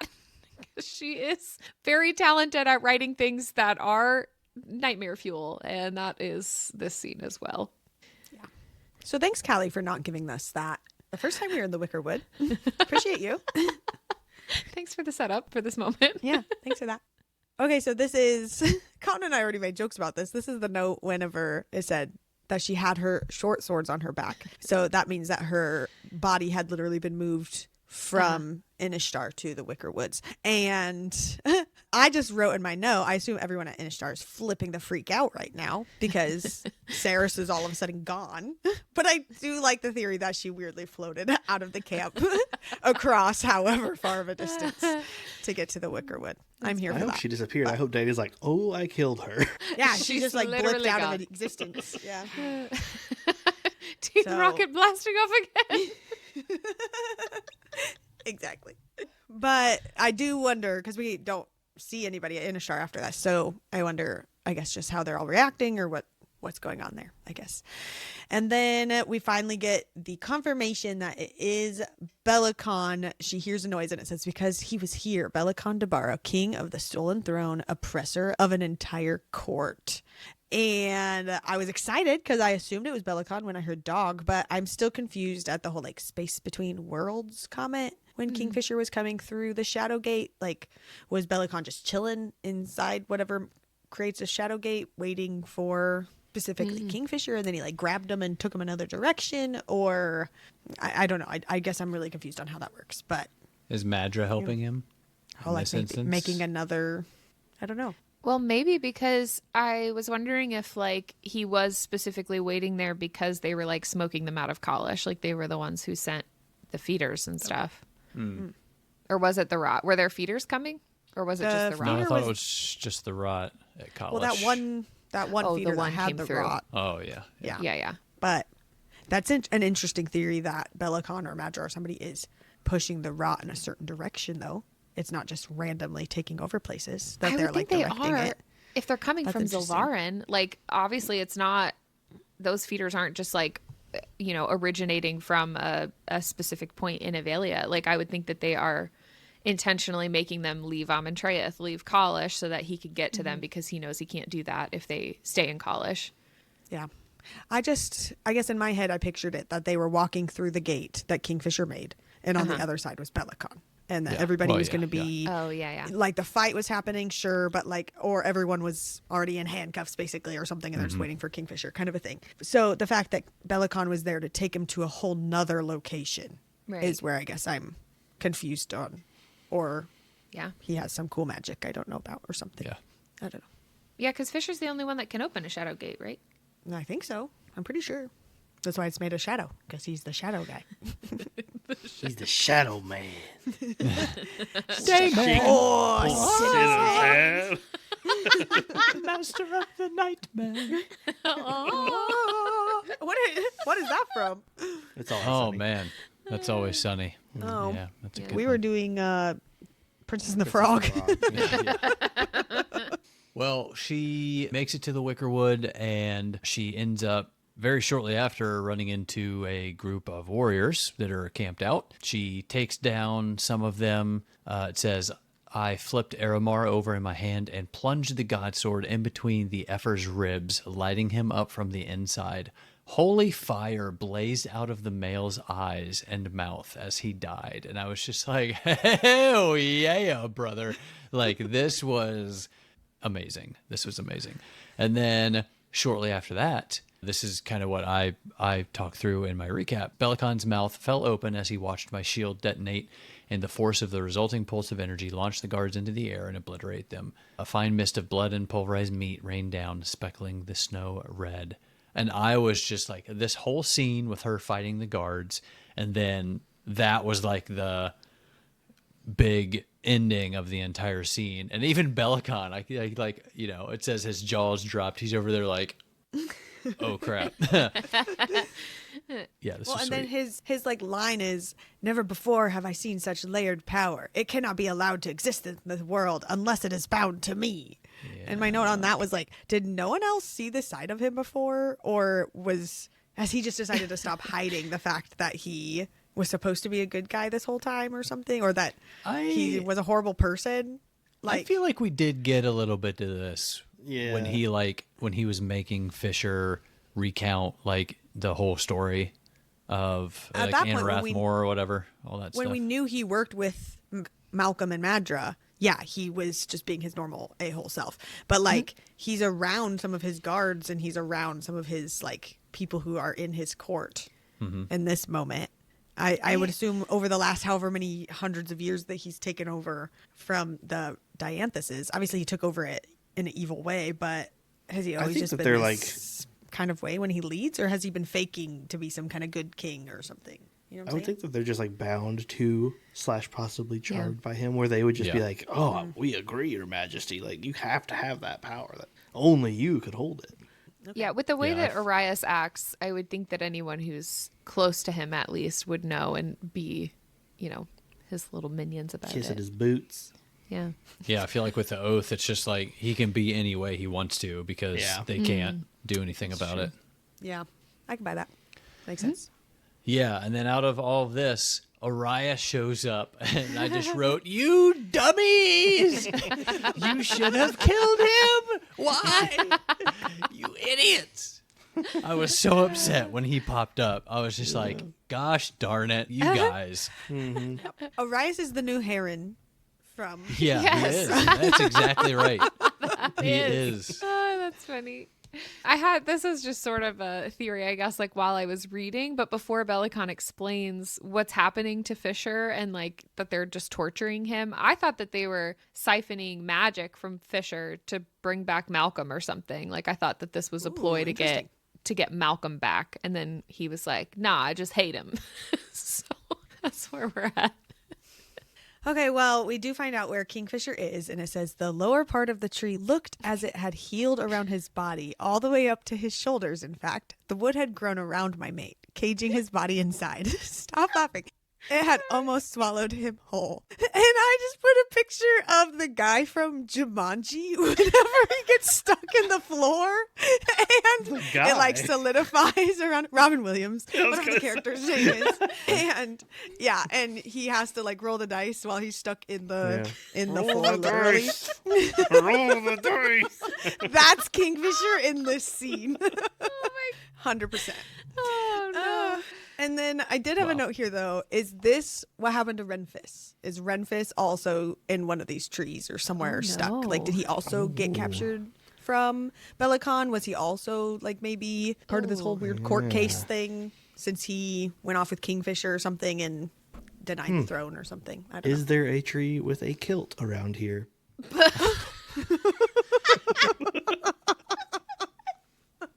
I did consider that, but if that is true, then he's like gone. Yeah, he's I long feel gone. like if that is the case, No. which would be super sad if they like, if they get to a point in the Wickerwood where things calm down and they're just looking around and then they find him like in a tree or something, that'd be crazy. But yeah, so as they're kind of like fighting and Belicon is kind of talking to her too, he says, Fisher has been nothing but trouble since the moment he was born, and the only way I will suffer him to live is like this, where he can't stir up my people and cause any more trouble. And I'm like, dude, he's been gone for like, how long have they been gone? Like away from the Winter Palace. Plus, before that, he was in a maze for 100 years and wasn't bothering anybody in any realm. So it was like, talk about a grudge. Like, what has he been doing? I don't know. I guess, this has only been like a very small part of a very long life. But I'm like, dude, he hasn't been bothering you for literally so long. Like, what's the big deal? Kingfisher's just going to come out and be like, why are you so obsessed with me? Stop. Got me in this tree.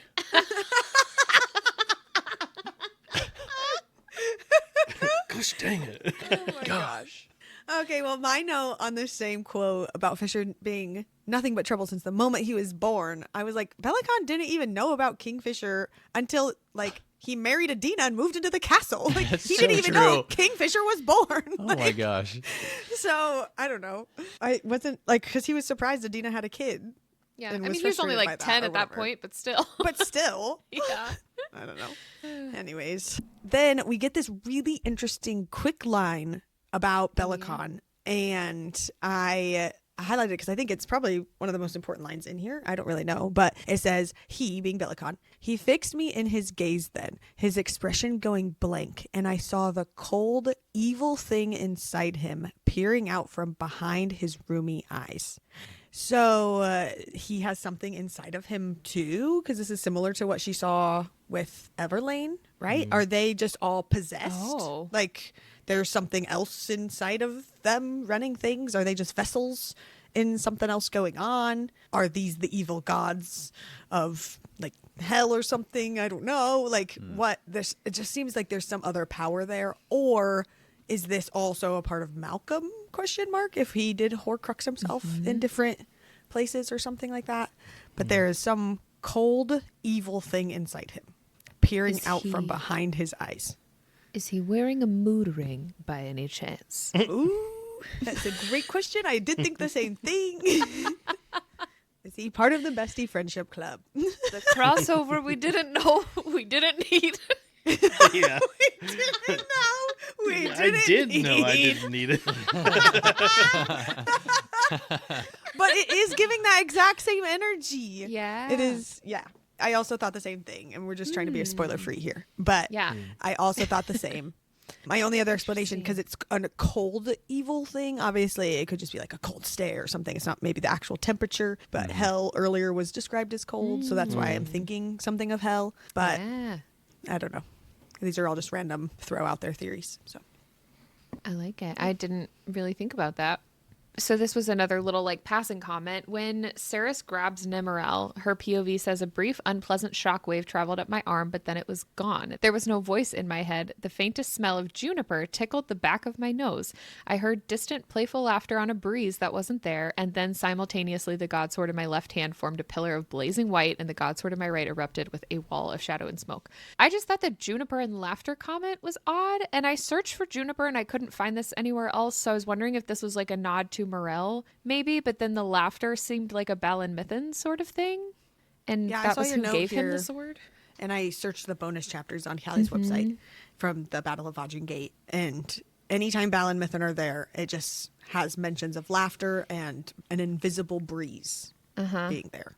So that would make sense with the laughter part, but Interesting. I don't know. That would definitely make sense because they made it for Fisher. Right. Well, they said it had been there for a millennium. I have theories that Saris made it because of the weird time loops, but I don't know. But I but forgot about they that. were the ones that gave it to him. Yeah. But we don't Yeah. know who made it, technically. Interesting. I don't know. I'm But on board it with is that, kind though. of a epic scene with her having a pillar of white on one side and the shadows of smoke on the other. Hell It's yeah. pretty cool. Pretty cool movie poster right there. And then she says killing him, being Belicon, would be a win for Avelia, but I did know that wouldn't be accomplished tonight, which I was like, dang it. She said that was for another day, another time, and another hand to plunge the knife. So is she saving it for Kingfisher? Is she saving it for Carrion? Question I mark. didn't even catch that. Oh. Nice. Supposed to be the king, and then I talk about this later in my theories, but like if Belicon dies, is whoever kills him supposed to be the next king like it is for the vampires and Saris, or is it always going back to a Dianthus, or is it supposed to be to Belicon second, whoever he Right. has invited? Like there's a bunch of things there, because if it is supposed to be whoever kills him becomes king, it would have to be Carrion, or I assume they would want it to be. I don't know. Yeah. Well, and if it were his next of kin, I mean, Everlane's his only other child, right? Yeah. But His like only Kingfisher child. is not Kingfisher's his. Yeah, stepchild. they're not like blood related. I don't know. Yeah, I thought Kingfisher immediately when I read that, but yeah, Carrion would make sense. I mean, if it's just people who have a thing against Belicon, it could also be Redfist. It could also be Everlane. It could be like there's so many Yeah. people that it could be if it's just that. But I feel like Carrion would make sense for like a bigger part of the story, potentially. And then this is where Belicon punches through the breastbone into the chest cavity and has literally holding her heart. And I just wrote, it's giving Vampire Diaries. That's how they kill each other all the time. They literally just reach in and pull out a heart. So it's just giving Vampire Diaries. But she is half vampire, so it works. Yeah. And she does have a diary. She does. Oh my God, we're reading Vampire Diaries, everybody. And this is it. Call her Elena. Okay. Belicon says, bend the knee, Saris. And she responds, I have a message for you, I wheezed, from your dead wife. She told me to tell you, never. First of all, I hope we get to read the actual page of this book, like you had said earlier. Like, it seems like it's going to be a juicy one. Lots of details about, I don't know, even just his Kingfisher's name, but also maybe saying something to Belicon, whatever. But I also feel like it was a mistake to tell him any sort of communication from Adina whatsoever, to know that Saris has had any sort of communication, even if it was like a lost letter, or he doesn't know she has this whole journal or whatever we're calling this book, Adina's book. She doesn't, I don't know. I just feel like there's a lot there that Belicon can now use against her, similar to her like sending Arias back, knowing all her power and stuff. And we thought that was a mistake. Yeah. I just kind of feel like this is in that same realm. Like If same Adina line. specifically told her to convey that message, though, I feel like there's a reason for it.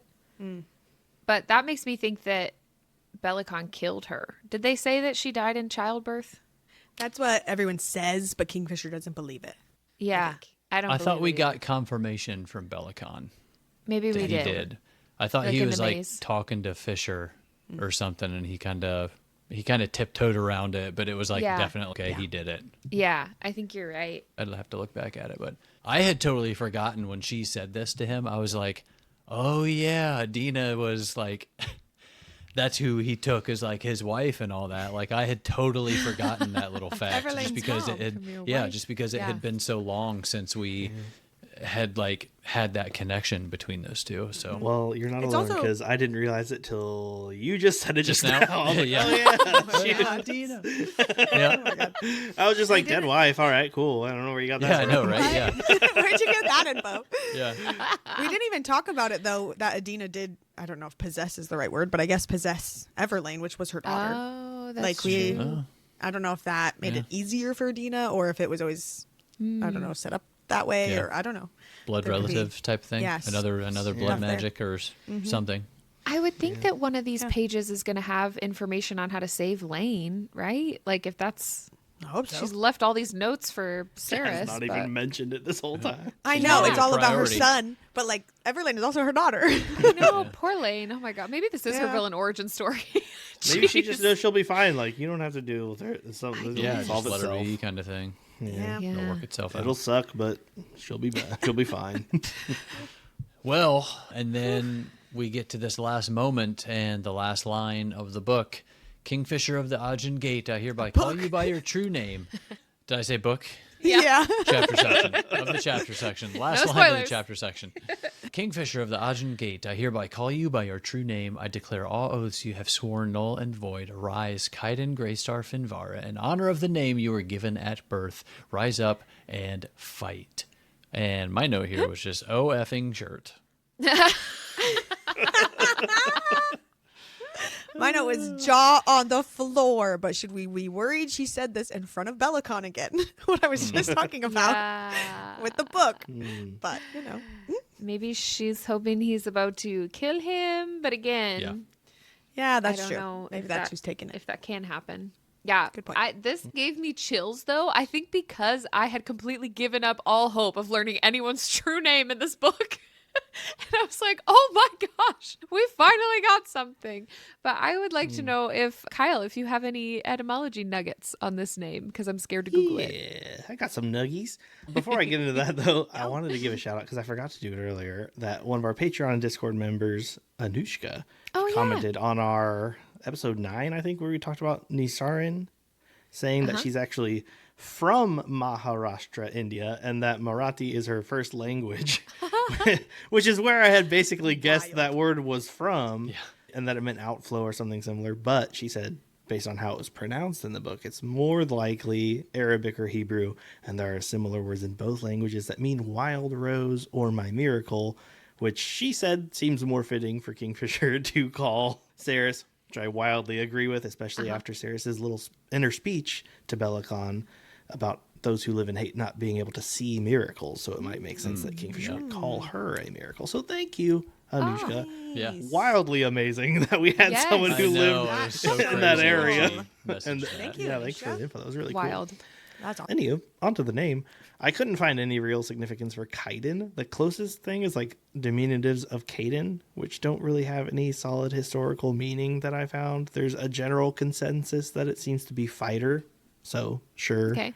It's just a really popular name these days that was changed so often. There's not really a good way to find a, Greystar, in my opinion, super basic fantasy middle name, hinting at the duality of both his shadow and illusory powers and the duality of himself as a person. Even she herself holding the swords had the whole pillar of light, Oh, smoke yeah, shadows true. and stuff like that. Yeah. Nice. But Finvara, however, I immediately recognized and had to pull out my hand-dandy Book of Irish Folklore to confirm. It's because it's the common spelling of Finvara. It's a benevolent Irish folklore figure, usually associated with harvest and horses, also known to be king of the fairies and ruler of the dead. So Oh. perhaps we'll see some association with the dead or him being Okay. king of the fairies. That's in my theories later, but that is a actual like heavy lore name. If you wanted to look up Finvara Interesting. on like Wikipedia, you probably wouldn't get any spoilers for the book because it's an actual mythical figure. Interesting. So, like, the dead, like the vampire, like how Saris was queen of the vampires. It's and not- he was It's not really consort like kind of a situation. when I say there's a lot of lore on it, there's not like in-depth stories about him. It's folklore, so it's like in general, like, oh, it's king of the fairies, ruler of the dead. He was known at one point to take a lady from the land of the mortals into the realm of the Fae, but she was married and her husband like fought to get her back. So it's Okay. Not really like a direct correlation to this story at all, but interesting though that she chose that name because Yeah. it definitely has like Yeah. a real folklore background. Nice. So is this Sweet. also, is Finvara considered his last name, like Adina's last name is also that, or Finrin, Finvara? Like, is that their last name as well? Or is Well, this just 3 names given to Kingfisher, not considered? I mean, Adina and family Finrin line. aren't their true names either, so. Hmm. But yeah, I don't know if that would be a family name or not. Yeah, it makes you wonder if she could have gotten away with just calling him his first name and not giving the whole thing to Belicon, but I don't Just know. lightly bend some of your oaths instead of breaking Yeah. them all. Lightly bend. sometimes that's all you need. Bend the So- rules. Yeah. Could he not? Now I feel dumb for not connecting this sooner. Could Kingfisher not have harmed Belicon before this oath was broken? I believe Because- that's part of it. He has to like follow Okay. every, Yeah, so like similar to what Saris did with the vampires. Okay, got it. But got it. also, if in this moment his oath is broken for the rest of the book, Kingfisher can lie, Yeah, yeah. right? If that potentially changes things, I don't know. Maybe he'll still try to live it's oath-bound by. Fae that can't lie, so Yeah. Maybe he'll still try to live by like that oath, even personally, even if he's not magically forced to. But the honor Right, code. yeah. he could. Yeah. Yeah. I mean, spending so long not being able to lie, he probably doesn't need to. He's found ways to work He's gonna around start lying. lying left that- and right just for fun, just to see who he can mess up. Yeah. Just like liar, liar. This pen is red. All right. All right. Okay, I want to hear these Well, theories. That's the end of our chapter section, getting into our thoughts on characters, world building, favorite things, writing, etc. Lauren. All right, there is so much going on, and there's never enough answers. That's the first thing I wrote. I just really need a full conversation with lots of plot and storyline, like a monologue or a textbook or something. Let's go to class. Let somebody sit down and tell me something with no interruptions. Go you to know? the Huntsman's College. Exactly. That's what I need. I loved the scene with Carrion. I just think it's very funny. And I just want him to take his rightful place. And I think even in a serious situation like that, it ending somewhat comedic, I think that's helpful to Carrion in a way on the stepping stones that maybe he needs to get to wherever he needs to be. I'm still in shock over Zovina. In fact, reading this line again shocked me again that she's dead because I forgot in that moment. Crazy. I mentioned this earlier, just having that tiny mention of her in that bonus chapter before. I just think I had such plans for her. So I need to sit on that one for a little bit longer, especially because like no one else has died that we really know of. So it's just kind of crazy. I really love this thing going on with the Hazrax. I think he is super random, something I never would have ever called or expected. But for some reason, I just love it. And I love him or it or her or whatever we're calling it. And I'm just really excited to see where that continues to go, since now it's always around and all of that. And then I just wrote in all caps, also, we know Fisher's real name, because that's really exciting. So, Cal. Yeah, and sort of a wild turnaround from that. I want someone to die, please. They have to stay dead. I can't emphasize it enough. I need some stakes for this vampire to play with. Catch my drift? I feel as though, complete opposite, honestly, of you. I feel as though Carrion slid backwards in this one. And I know he says he plays the fool a lot, but you cannot rightly tell me that this guy who is in every moment of his life at the very least capable of faking confidence is suddenly a fumbling mess for a social interaction. I'm not buying it. Either he is faking that even for some reason, or he is, I don't even know. I don't even know. I also just don't see how Saris and Kingfisher are going to last. They keep confessing true and unending love when they're in person, and as soon as they're apart, their actions deviate from what they have promised each other, and that's going to catch up to them sometime. Interesting. What do you got, John? Well, I thought the mayhem at the gate was fun, but alas, even though outnumbered, everyone was fine. Except, of course, a minor character who had no skin in the game. We did have some great action, though, like that scene coming out of the gate and Sarah's fighting. We got some pretty sweet moments. Also, her taking out all the guards in the Wickerwood. Like, yeah, dude, I'm not going to lie, and I thought I'd never say it.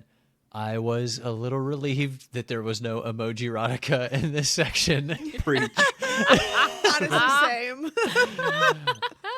I don't really foresee there being any in the final chapter section either. So, that's honestly, it's kind of nice for it literally up to this point being in every single chapter section.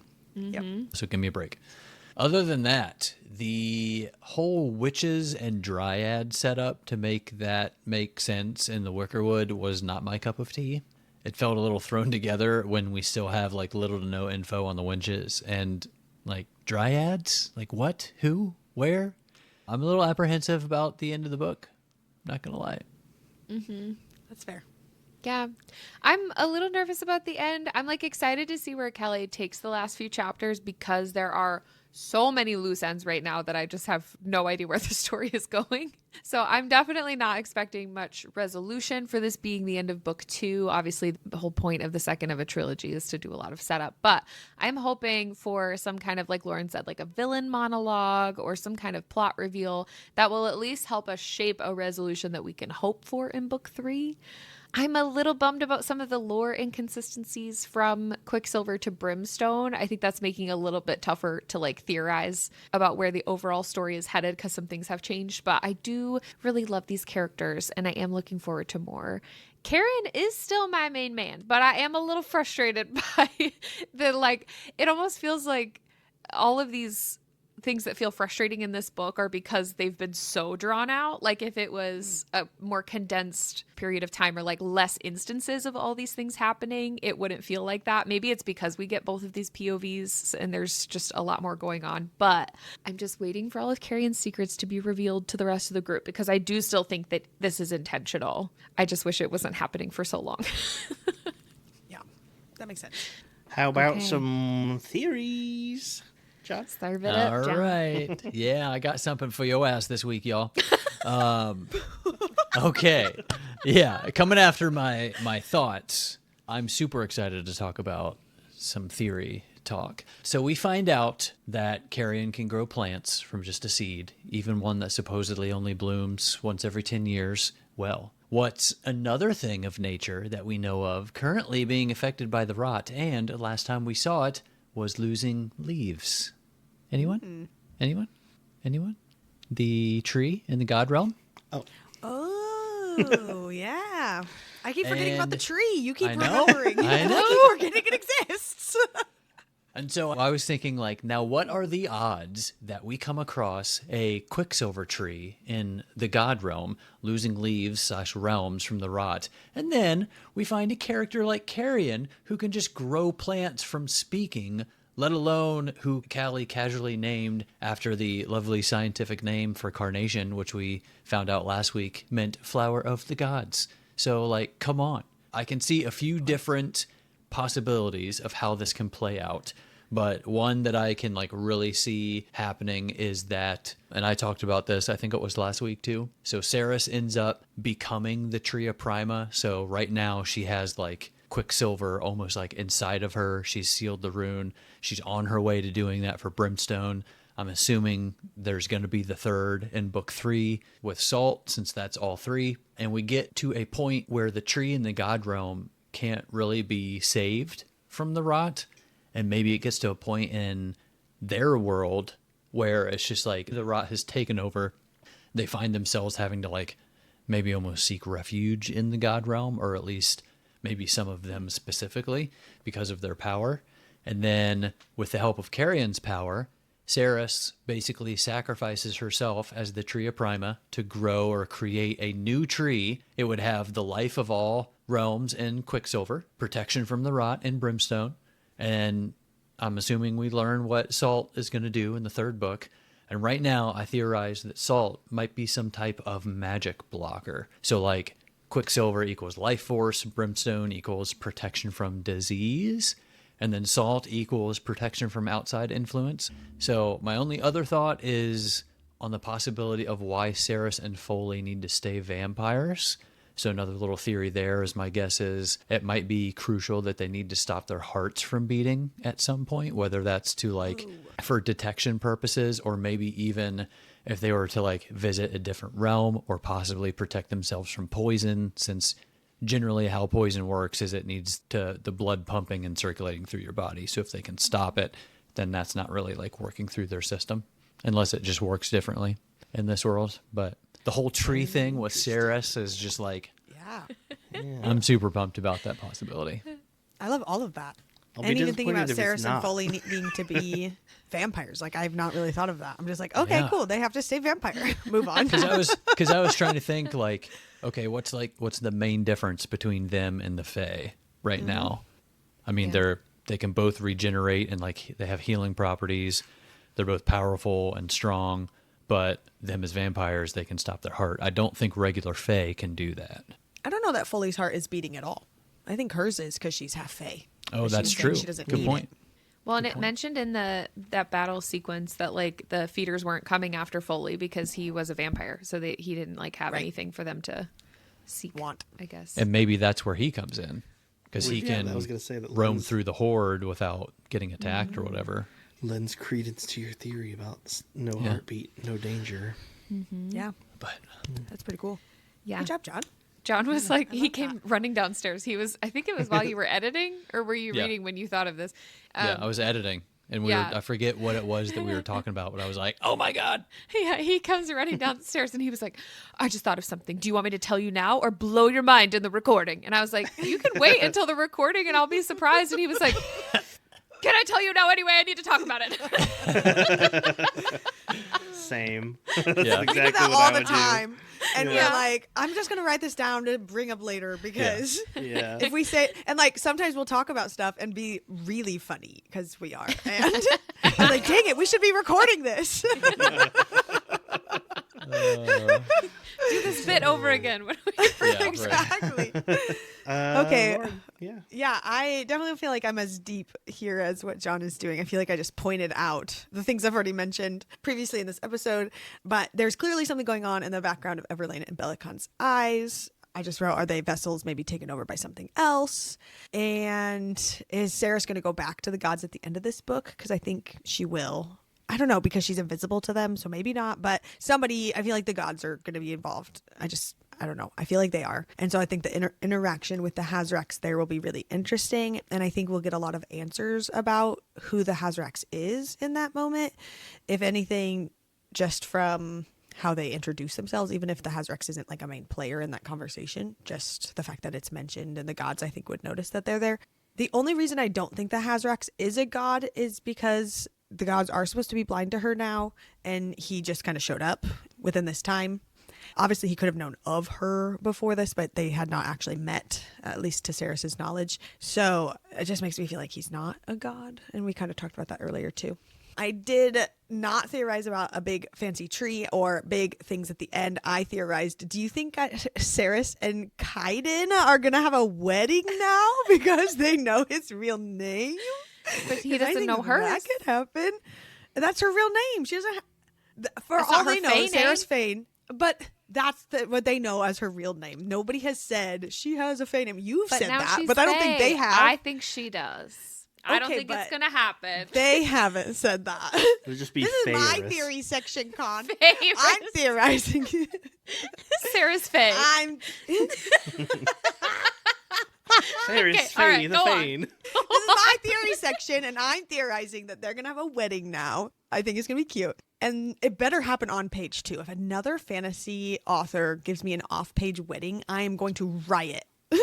Just saying. Okay, it's probably gonna have an off-page now that I've said that, but you know. I wrote, is Belicon gonna die in this one? Because I figured 3 books means 3 baddies, so one is gonna fall each time. And I thought this would be Madra's book since I knew we were going to Zovarin and everything. And Belicon seemed like he was the bigger bad guy in the sense of the two. But now we know of Madra's new magic circle. And they had even said she's now the most dangerous to all realms. So does that make her the last baddie? Is what I wrote. And that means Belicon's going to die in this book. And Madra will be left for book 3. Because I kind of think that that's where it's leaning to. And then I wrote all the stuff about Carrion. With the whole Avelian court, like, does it work the same way as Amentraeth? Like, he has to be the one to kill Belicon to take the crown? Or will it just go back to Carrion or to whoever Belicon's second is? I kind of think it's just going to go back to Carrion with the way that the satyrs were acting and already bowing to him and stuff. Somebody else. I think it was even just some of the vampires who knew that he was the Dianthus heir. And some of the people who everybody just knew he was the guy kind of a thing. That maybe he's just next to take the crown. I don't really know. But it would be kind of epic if he does get to fight Belicon, because I think Carrion needs to have made the decision to become king. Not it just be thrust upon him with Belicon just dying and him just like getting it by default, I guess is what I'm getting at. Like I want Carrion to have that moment where he fully accepts the duty, the responsibility, the whatever, and does that. So Duty. I don't know. I thought the same thing when I said it. Con, any theories? Yes. I still think the Hazrax is some kind of god or demon maybe, but I do think now more than any of that Adina has sent him to specifically watch over Ceres. If he's seen everything that Adina has seen, he would have known why Ceres went to Dream Kalish and that she needed his help in that moment. I also think Adina might have had some spell work on the forge was that in Kalish as well? To trigger Onyx's appearance with the use of Fisher's magic, maybe. And I think that's why Onyx also bit Ceres as soon as he saw her, maybe to test her blood like the Stargazers did. What? That's wild. You're That welcome. is wild. I really do think that he's like some sort of familiar or something that Adina sent. Interesting. So that's my current Onyx theory. I am guessing in terms of the end of this book, Fisher's going to kick some ass, I guess. But I feel like I'm still wandering a little bit with the plot. So I will be a little bummed if there's no gods interaction at all. I am expecting some of that at the end of this book. But lastly, I just had another thought or question, I guess, about the Fearin Stone for the group. So I was wondering about Carrion as well, but more in terms of they keep saying that all of these Fae are sworn to Belicon specifically, but I would think with the way that this was originally described, it would be more sworn to the crown in general of Evalia. So I'm just wondering, if they kill Belicon or Carrion challenges him for the crown, would all of these oaths, if all of these Fae are oath bound, would that transfer to Carrion and they would just be loyal to him, or would all of those oaths be broken at the same time, meaning anyone could go on to lie or do dishonorable things? I think it's to the throne or to the crown. I don't think it's necessarily Belicon's name specifically, right?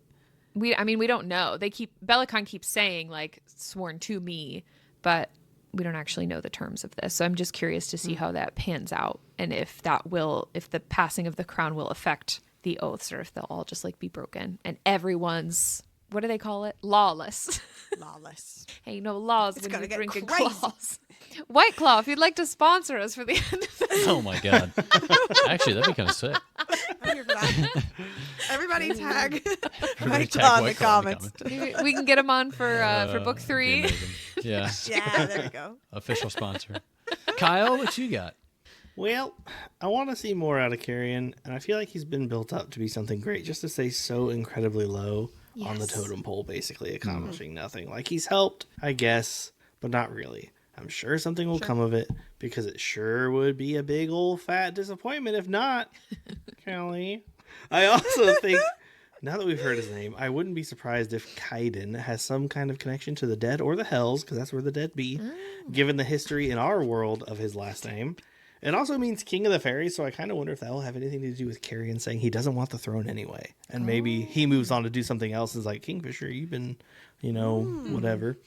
I also think it would be interesting if, per se, Ceres releasing Kaiden of all oaths, or whatever, had any impact on their own God-sworn mating bond star-crossed multiverse lovers, or whatever it's called, and just sort of breaks all bonds and everything, and they... I don't know, because that was made under his old name, not his true Fae name, so who knows? Yeah, but that was kind of put on them. I don't know that. Yeah, They but are still, she made an released oath them of to all each other. oaths. She didn't say bonds, but still, I wonder if it has any. I had that thought too. Because also, didn't he make a deal with Zareth back in the day of some sort? There's a bunch of little tiny things. He also made an oath with Joshin, with that we saw him make. Yeah. I don't know. There could there's be a a lot bunch of of little oaths. things like that. That's a A lot good of point. oaths in there. You got to contact Oaths Then fine. Well, maybe Oath Show will show up next episode. Yeah. Big can't wait OSHA to violation. I can't wait to see those costumes. They're going to come in next week dressed as trees. I know, right? It's A pad of the paper. OSHA guys with a lisp. Oh, that's good. We're Otha.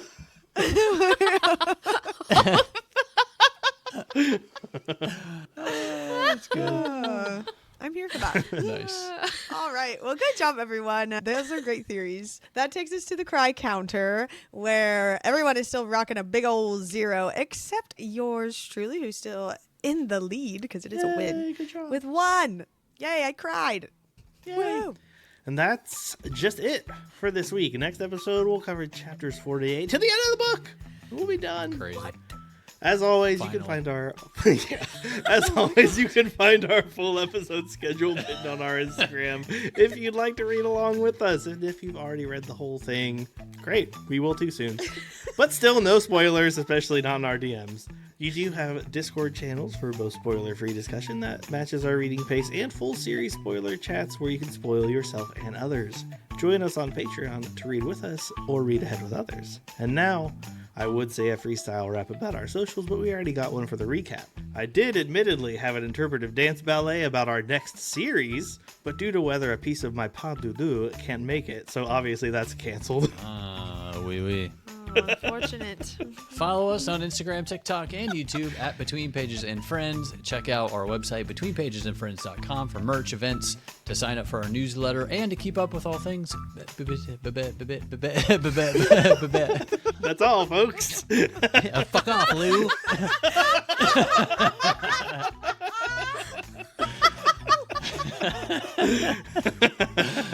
Oh, God. Please have that be the actual end. Just cuts you off, telling everyone to F off. Oh, my God. All right. And to sign up for our newsletter to keep up with all things happening at BPNF. Until next time, stay wordy, stay nerdy, don't stress, and stay blessed. Yay. Bye. We're gonna read a See book. you next week. Ow. Yay. Go read the whole book. Fuck off, Lou.